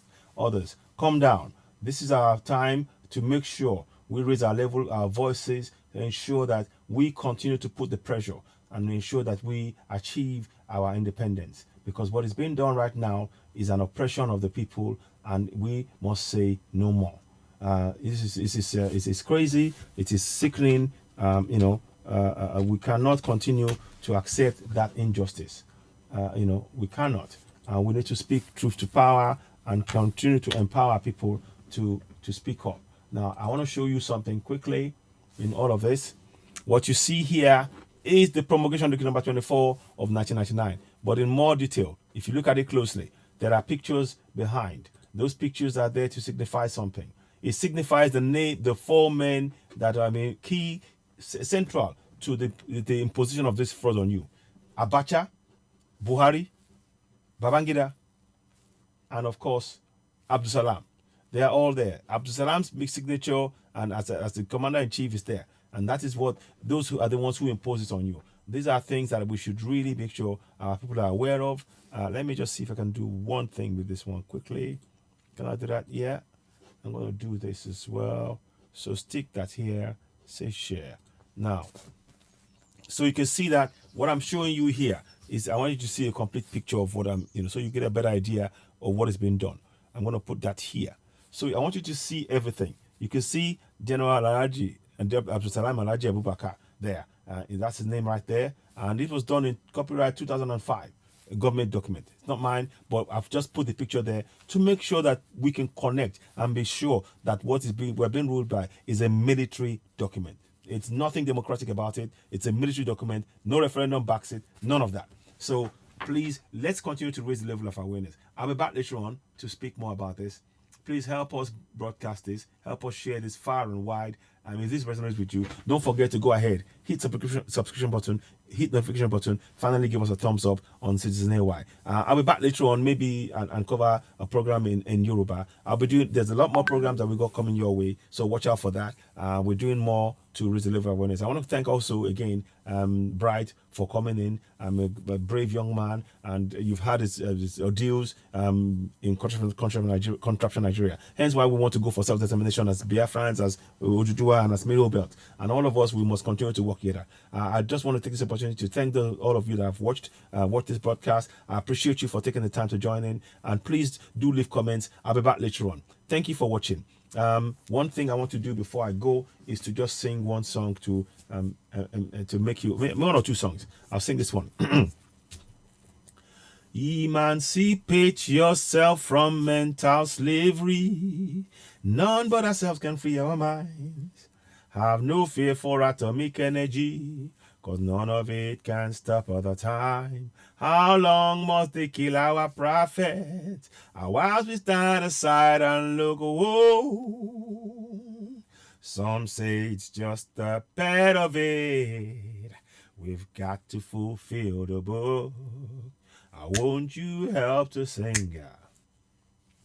This song of freedom is all I ever hear. Oh yeah, redemption song, redemption song. This song of freedom is all I ever hear. Oh yeah, redemption song.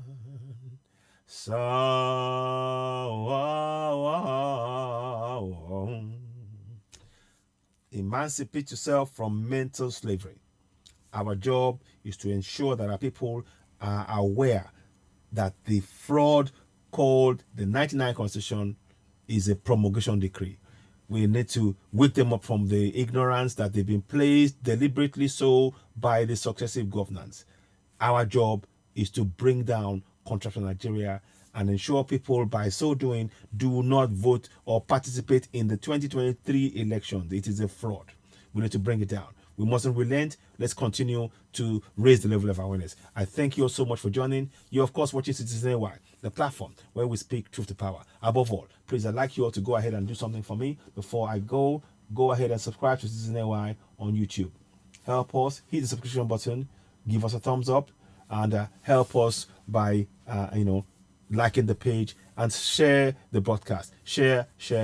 Go ahead and subscribe to Citizen AY on YouTube. Also, you can join us and become a member of the Citizen AY as well on YouTube. And the Citizen AY Consumer Awareness Action Group will be taking place. We might bring one or two other people on there from the group to come and talk to us about their own suggestions about how we can ensure that we raise the level of awareness for our people to be aware that what you call a constitution is actually a schedule to promulgation that you see here, promulgation decree number 24 of 1999.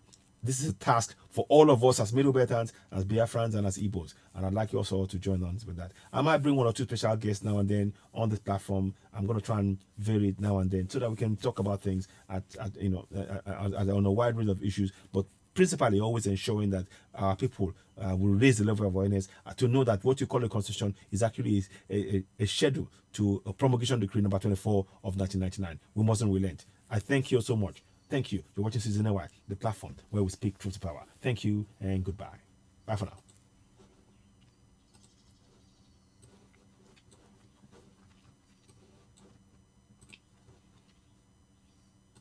Thanks for watching. Please don't forget to share the broadcast. Thank you.